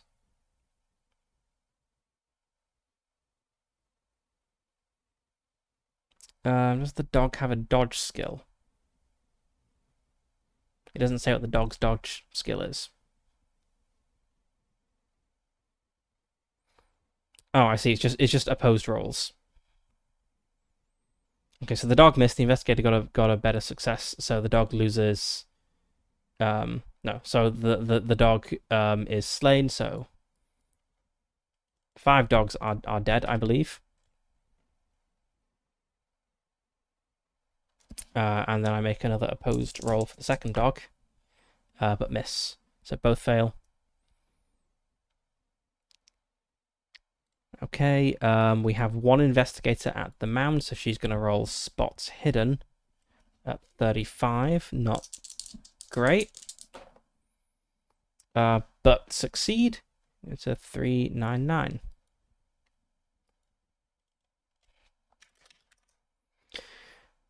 That is when you notice the snowflakes about to land on the top of Leela Cross reflects a concealed light.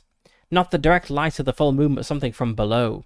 Scrambling up the 10-foot stone, you see a glowing Roman numeral on top once you brush away the snow.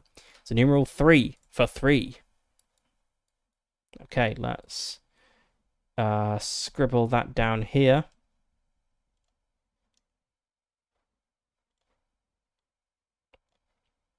Okay. You make mental notes. That's when you realize something's headed your way, something catches your eye. A black shape approaches from the west. Might all die here because we don't have the luck to avoid the hunting horror. Turning, you stare through the fluttering snowfall as the silhouette is of a man, not a dog. Moving your finger from the trigger, you wonder who is this desperate person who flees the rabid hounds in a fur coat. Then, you see the figure is far from human, judging by its glowing purple eyes and massive stature. Sprinting through the drifting snow, it is closing in your position rapidly and will arrive in a matter of seconds. The looming terror gives off a howl that sends chills through every ounce of your being. You realize this must be some dog man you've heard legends about. Roll sanity. 22, I'm pretty sure she is more sane than that. Yep. Success, lose one sanity. Not if I think about my pleasant emerald. Decide who is shooting at the pack of dogs and who is attacking the approaching lycanthrope before any dice are rolled. Each of the party can shoot except any who have temporary insanity or that are braced at the tree, as the creatures cunningly approach where they cannot see. Okay, so, well, Marcus Sykes is currently in melee with a dog, so he can't shoot at the dog man. And Major Ben and Cynthia Elshaw are braced at the tree, so they can't see it. So it is only Emily French who can do this. And she doesn't have any silver bullets. None of the party have silver bullets. I've not specified who has the silver bullets, which was a terrible idea.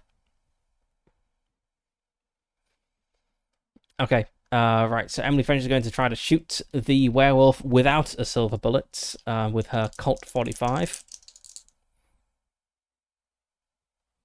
Oh no, we resolve the dogs first. So those attacking the dogs roll to hit.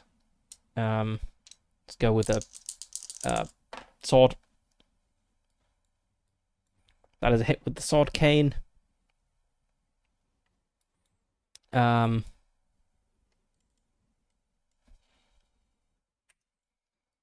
Okay, let's do this. Nope, miss. And then we have... that's got to be a miss with the shotgun as well, right? No, it's a hit with the shotgun. So there's one more killed with the shotgun. So there's one dog left.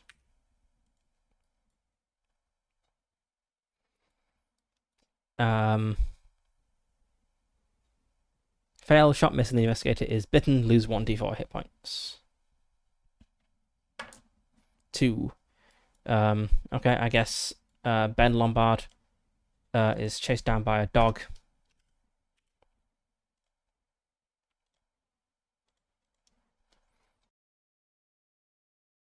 And takes 2 points of damage. Now we have one person shooting at the dog man. Emily French. She rolls with disadvantage.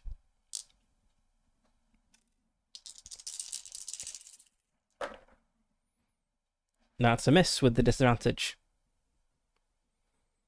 Well,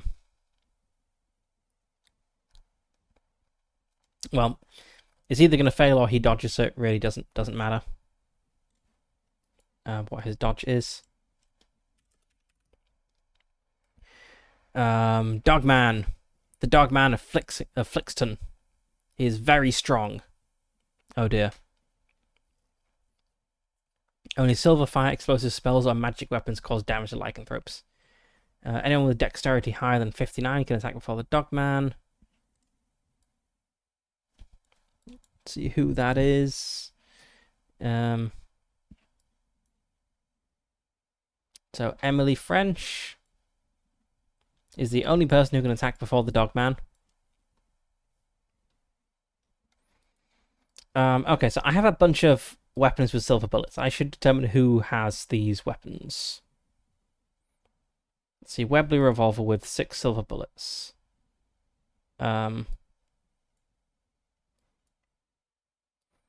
Yeah, I didn't specify any who had any of these things, so I think I'll just okay, what do we got? We have a flintlock. Wonder what this cubic ward is gonna do. I kind of figured it would be related to the place somehow.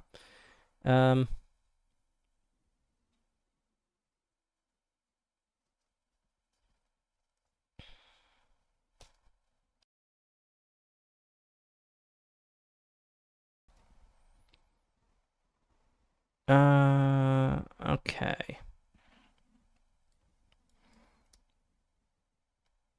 1, 2. Okay, we have 3 silver things and we have 3 investigators other than Major Ben. So let's just say that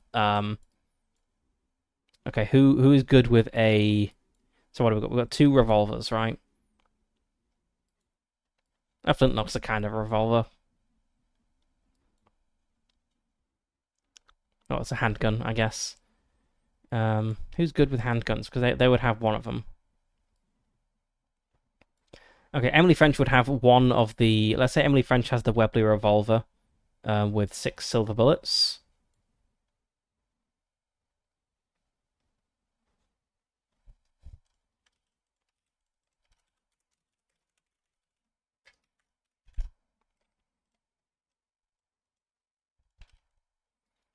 And let's say Cynthia has the. So the flintlock, we have to roll luck to see if it even worked. I think she'll just have. Does she have a revolver? She doesn't have a revolver, so I guess she needs that. And she'll have the flintlock, which came with the silver bullet, plus the 6 other silver bullets. Sure, okay. Right, so Emily French is going to try to shoot the Dogman with a silver bullet. Roll with disadvantage. I guess because he's moving quickly. 59. That's nope. So that's a waste of a silver bullet.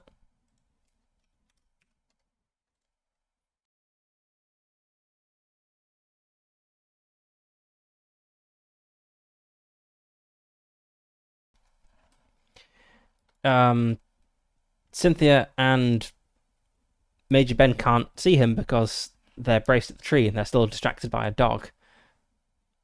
So I think, say Marcus is going to try to attack. Well, there's no mention of the dogs here, so I guess we don't do anything with the dogs.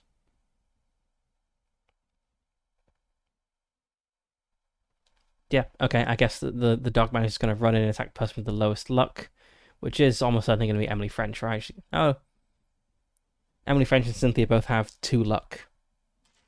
Let's roll a d4. 1 and 2 is going to be Emily. 3 and 4 is going to be Cynthia. It's Cynthia. He gets to attack with both claws. 2 attacks.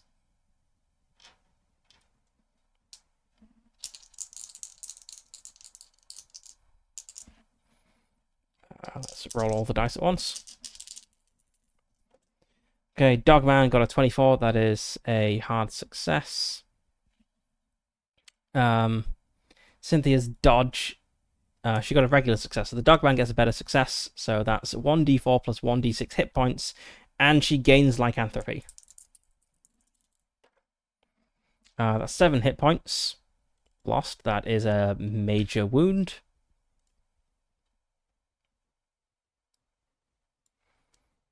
Now for the second claw attack.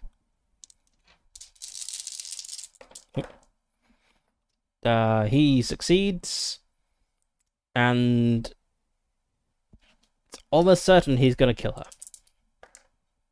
Yep. Okay.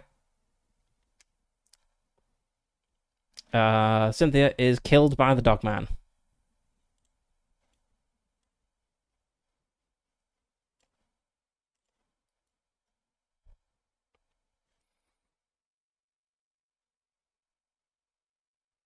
I think we're going to retreat with covering fire.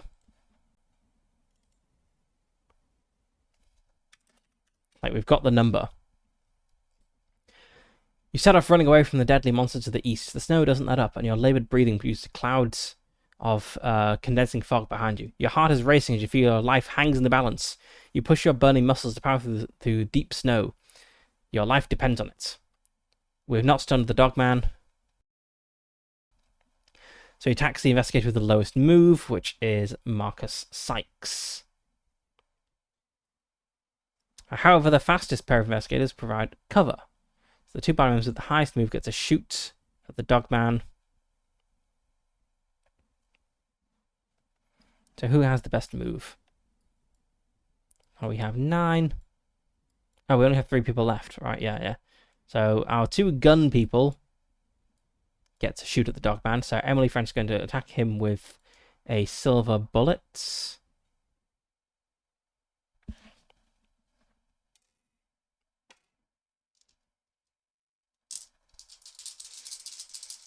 I'm not feeling positive about escaping the Dogman. 43, that is a hit. The Dogman failed to dodge. Okay. So that is damage.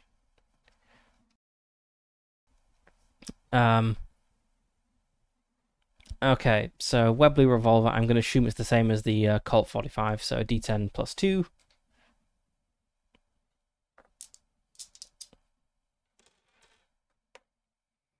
Eight. Okay. Oh, -1 due to thick hide, so I'm not really sure what to do with this last dog. I guess it doesn't matter anymore. So he has 15 hit points, he just lost 7. So it is not enough to trigger the Constitution roll.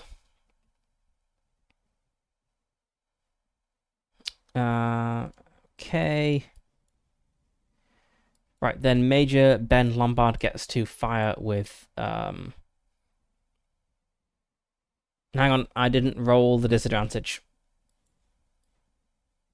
I got a 43 to hit. Let's roll 53. That is a miss. Okay, I don't hit the Dogman.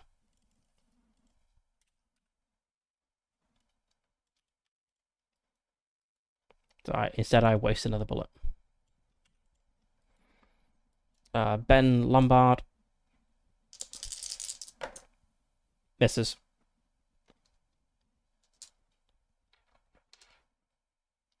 Okay, now the Dogman attacks Marcus Sykes.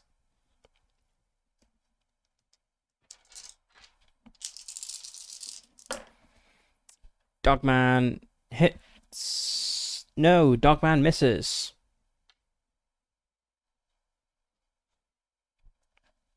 Now for the second one. Dogman misses again. Okay. Let's retreat under covering fire again. So we just remain in 693 until we're either all killed or the Dogman is dealt with. Okay. So it says retreat under covering fire, but it is kind of stand and fight because we just remain in this space here without moving.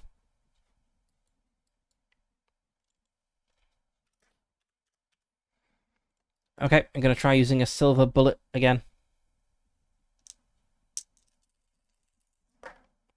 And miss.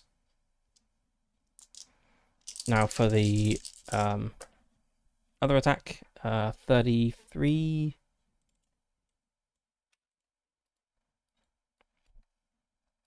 That's a hit.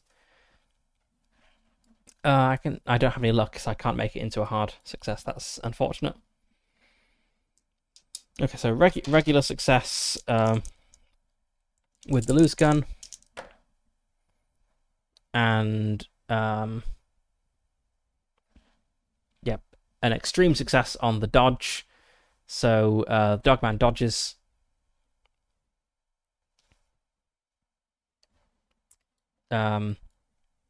So he's going to attack Dr. Sykes again. Yes, we're going to be ripped apart by the Dogman here. This is going to be game over, isn't it? Okay, Dogman hits Marcus Sykes, fails to dodge.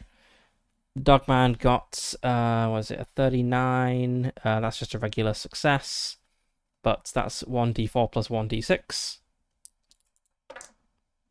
Marcus Sykes is torn apart by the Dogman.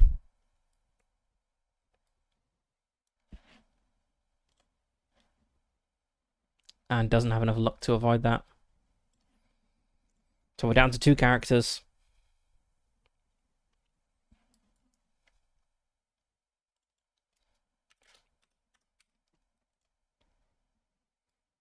So let's go for another silver bullet. It's the only hope.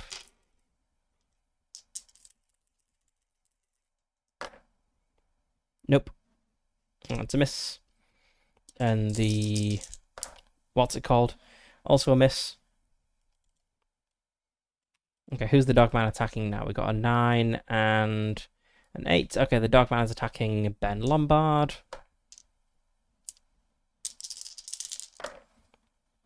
Dogman misses the first attack.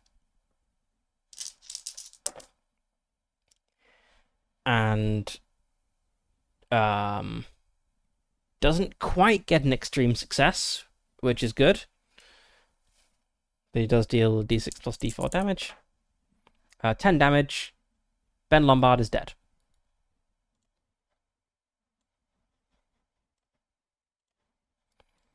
Okay, we're down to 1 remaining character.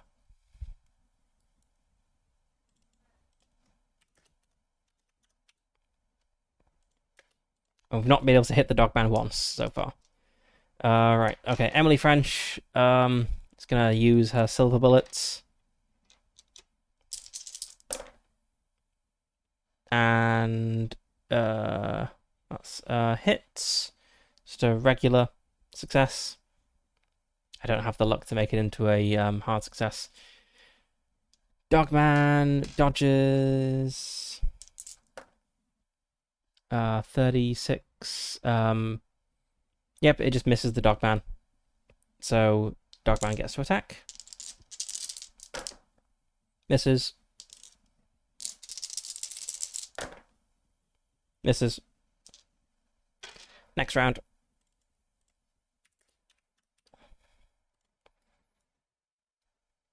I'm not sure if I decrement that. Let's leave it. 1 bullet isn't going to make much difference. Okay. Silver bullets. Miss.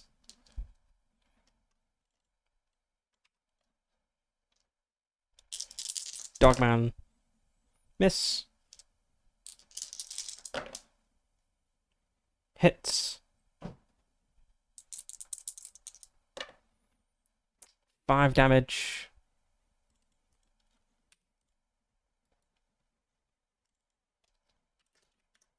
Next round is my last silver bullets. And miss.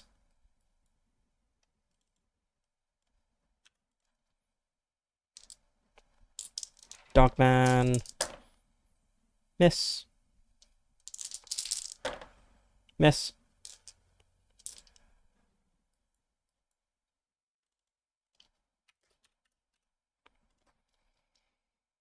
Right, next round, no silver bullets is just, I mean, what was my best weapon if I don't have the silver bullets? It's still the Colt 45.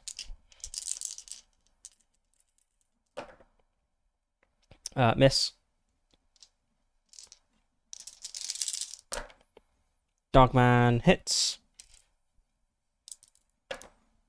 Deals 2 damage. Now for the Dogman's second attack. 2 is the minimum it can deal, so 57. That just misses.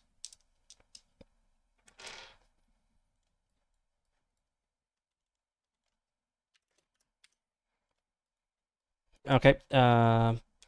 Right. Attack. Miss.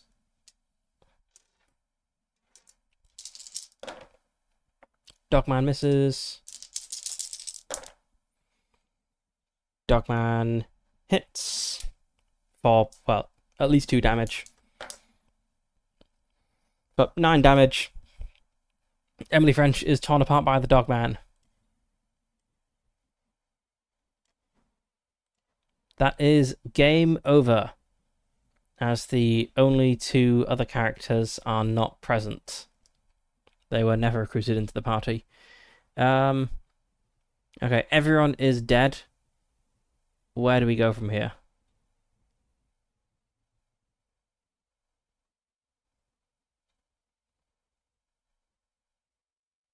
Did 700 tell us what to go to?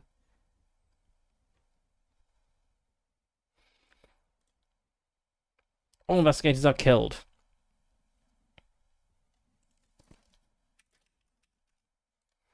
Game over. Your broken body lays bloodied and within half an hour is frozen stiff and buried under inches of fresh snow. The intrepid investigators have failed to uncover the legacy of Lombard House. By the time your body is found, a new evil is starting to spread across the world, an evil you could have stopped from ever leaving the cursed manor house. In time, an eternal evil grows and corrupts the hearts of powerful men. A new era of self-destruction begins. Man's survival hangs in the balance. You need to start the game from the beginning, or choose to have up to 4 remaining pre-gens.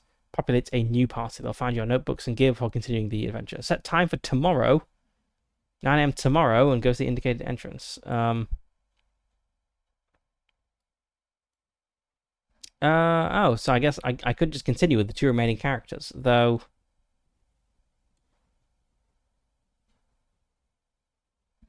I guess it's 8 a.m., not 9 a.m.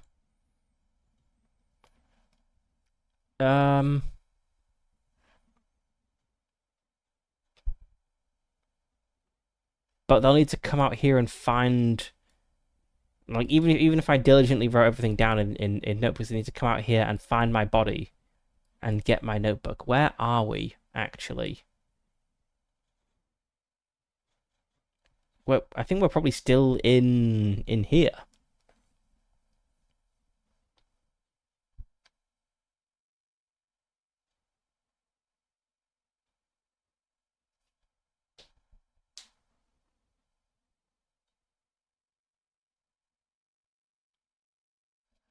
Hmm.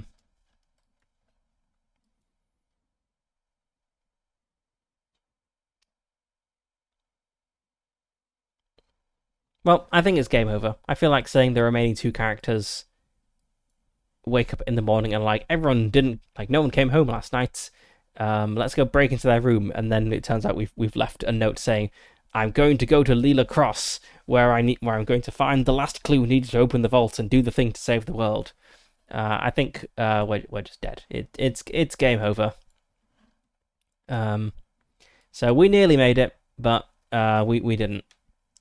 I'm curious what was in the vault though, so I'm gonna go look that up because actually I'm gonna have a 5-minute break first to top up my drink and stretch my legs, and then I will come back to things. But yes, I'm going to look into the vault, and then I guess I have some thoughts about what the module felt like and how replayable it might be. But yes, I want to look into the vault first, so I'll be back shortly.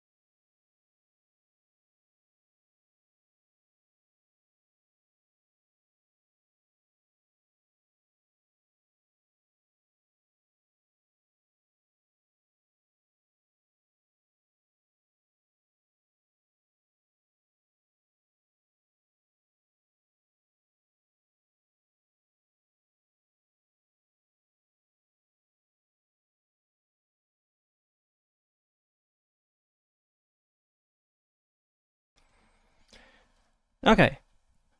It's incredibly warm in my house for some reason. I found that the heating seems to be on even though the thermostat is down to 0. So I'll have to investigate that after the stream, as it is really warm in here. You go a week without heating and then you have too much heating. Anyway, yes, let's go look in the vaults. Because I'm curious. Where was the vault? It's one of these things up here.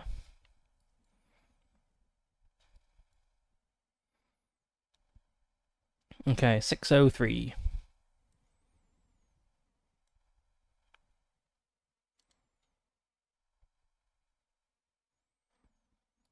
So, let's see.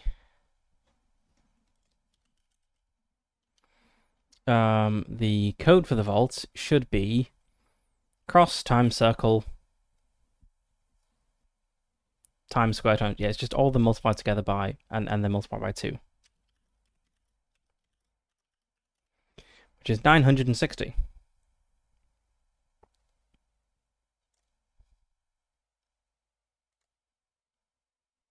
The vault unlocks with a resounding click and begins to very slowly glide open. The round stainless steel vault door is maybe 12 inches thick and weighs many tons. As you eagerly see inside, you discover a circular chamber lined with steel. Once the door swings open, a small cloud of black oily smoke drifts into the safe room from inside. Indeed, you can taste the acrid smell of burnt oil. There is only one other exit from this round room. A flagstone passageway heads off on the opposite side of the circular room, the distant glow of light coming from wherever it leads. There is a central plinth on which stands a golden lectern. There appears to be a large book on it. As you move to approach the book, the room is filled with the flash and cracks of a fully automatic firearm. What? As you react, you catch a glimpse of the distant solicitor, Bertie Gray, cut down by a bullet in his temple, before another strikes Eleanor Harris in the throat and she spins wildly to the floor. Gain Eldritch points. The line of fire moves and catches the other benefactors. Everyone not in your party is killed. Roll to dodge for every member of the party except the main investigator.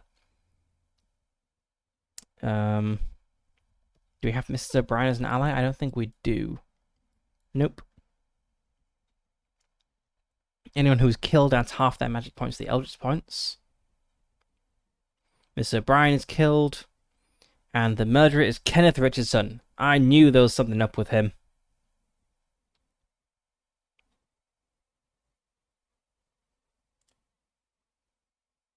So I have to fight him.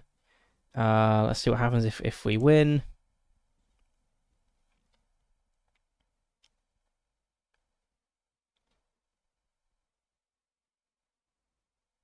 He says, I'm going to eat your soul just like this one.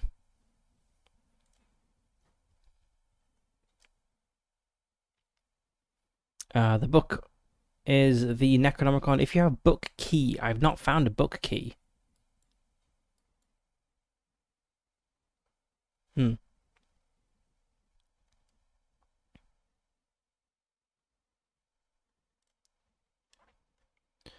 Okay, tunnel proceeds deeper under Lombard House. We find the crystal.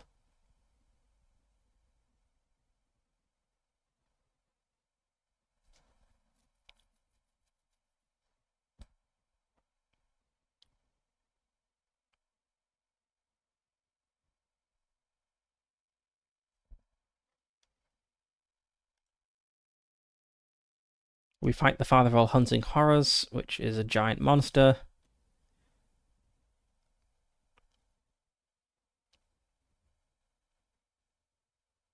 If you reduce the monster 0 hit points, come on, that's not going to happen.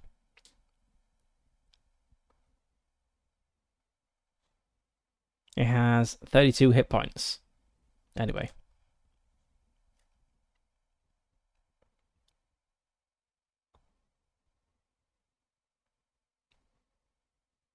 Kenneth Richardson walks in. Yes, he confesses to murdering the real Kenneth Richardson. I can join the cult, or I can keep the vault numbers to myself. Which is a game over.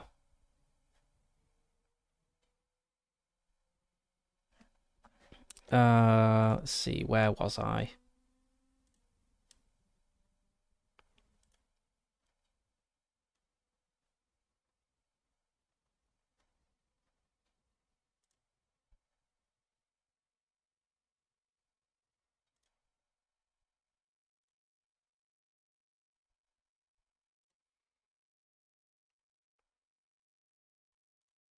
So if I do join him,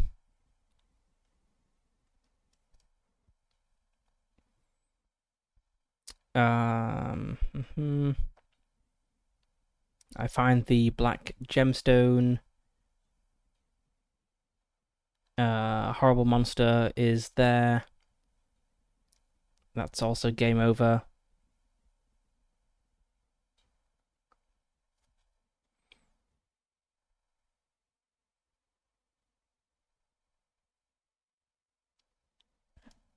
Okay, so there's a fair few ways the ending can go. Presumably there's something that can happen if you can somehow defeat... Yeah, what happens if you somehow defeat the giant monster? Which, frankly, feels unlikely.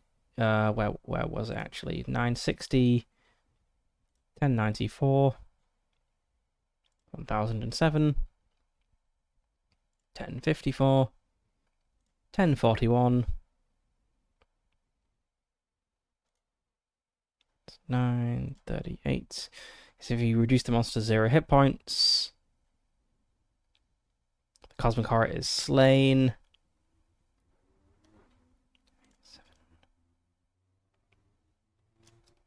From the cave with a sponge of the Shine Trapezohedron, you discover you're trapped inside.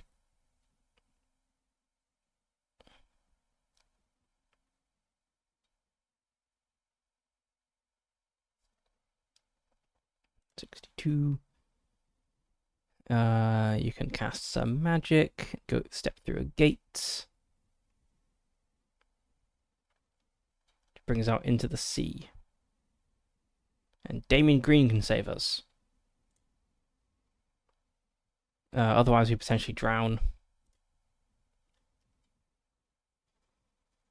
Okay, so there's actually quite a lot that I didn't get to in this module. Like, you can have Lovecraft as an ally.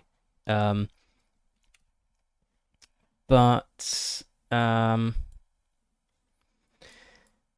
I guess it feels like it's probably not very replayable because the core of it is a mystery which I now know the answer to.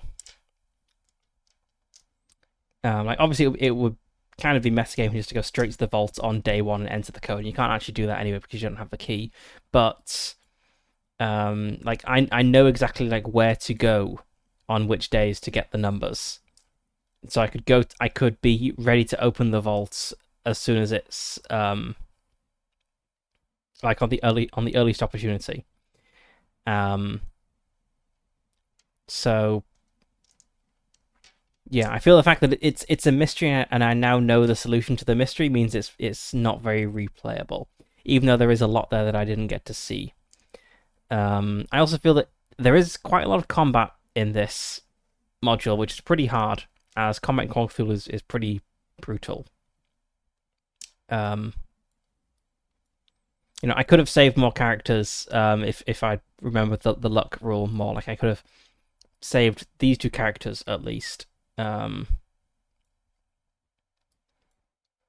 then have more bodies later on, but I feel it would still have been quite hard to deal with all the combats. And so final comment is that wandering around the mist and making navigate rolls, it was like this like whole like region here, I think, was just not very fun because there's only one pregen who has good navigates, and so if you don't have this guy with you, you're just going to burn through your luck as you wander around there, going back and forth, wasting time and luck. And yeah, it's not a very fun way to move through the mist. As I said, if I was running this for like as a module with players, I'd probably start giving them like bonus dice and stuff as they start to learn the layouts around here. But having said all that, it was a fun module. I'm glad I got as far in the mystery as I did. I felt very dumb when I realized, oh, the circle is over here. There is literally a circle on the map. And oh look, there's a triangle over here. And oh, this really matches Edward Lombard's scribble. I feel I should have spotted that a lot sooner. Maybe things would have gone differently if I'd noticed that early enhancement so long in the grounds of Lombard House. But yeah, it was a fun module, even if I think I probably wouldn't like play it again. It's definitely a lot more involved than the official like solo Call of Cthulhu modules. But yeah, that is Alone Against Nyarlathotep done. I'm not sure what I'll do next on Monday. I was thinking of doing Nyarlathotep, which is like a procedural dungeon crawler, but I might do a one-shot of something. Sounds like a palate cleanser before getting into that. I will decide in the coming days.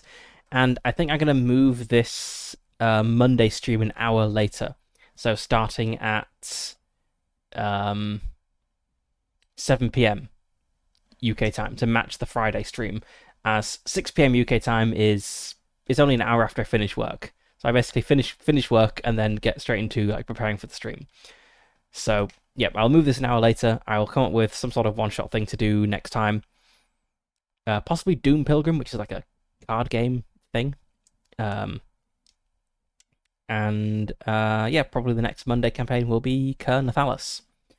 So thanks for tuning in, and see you next time.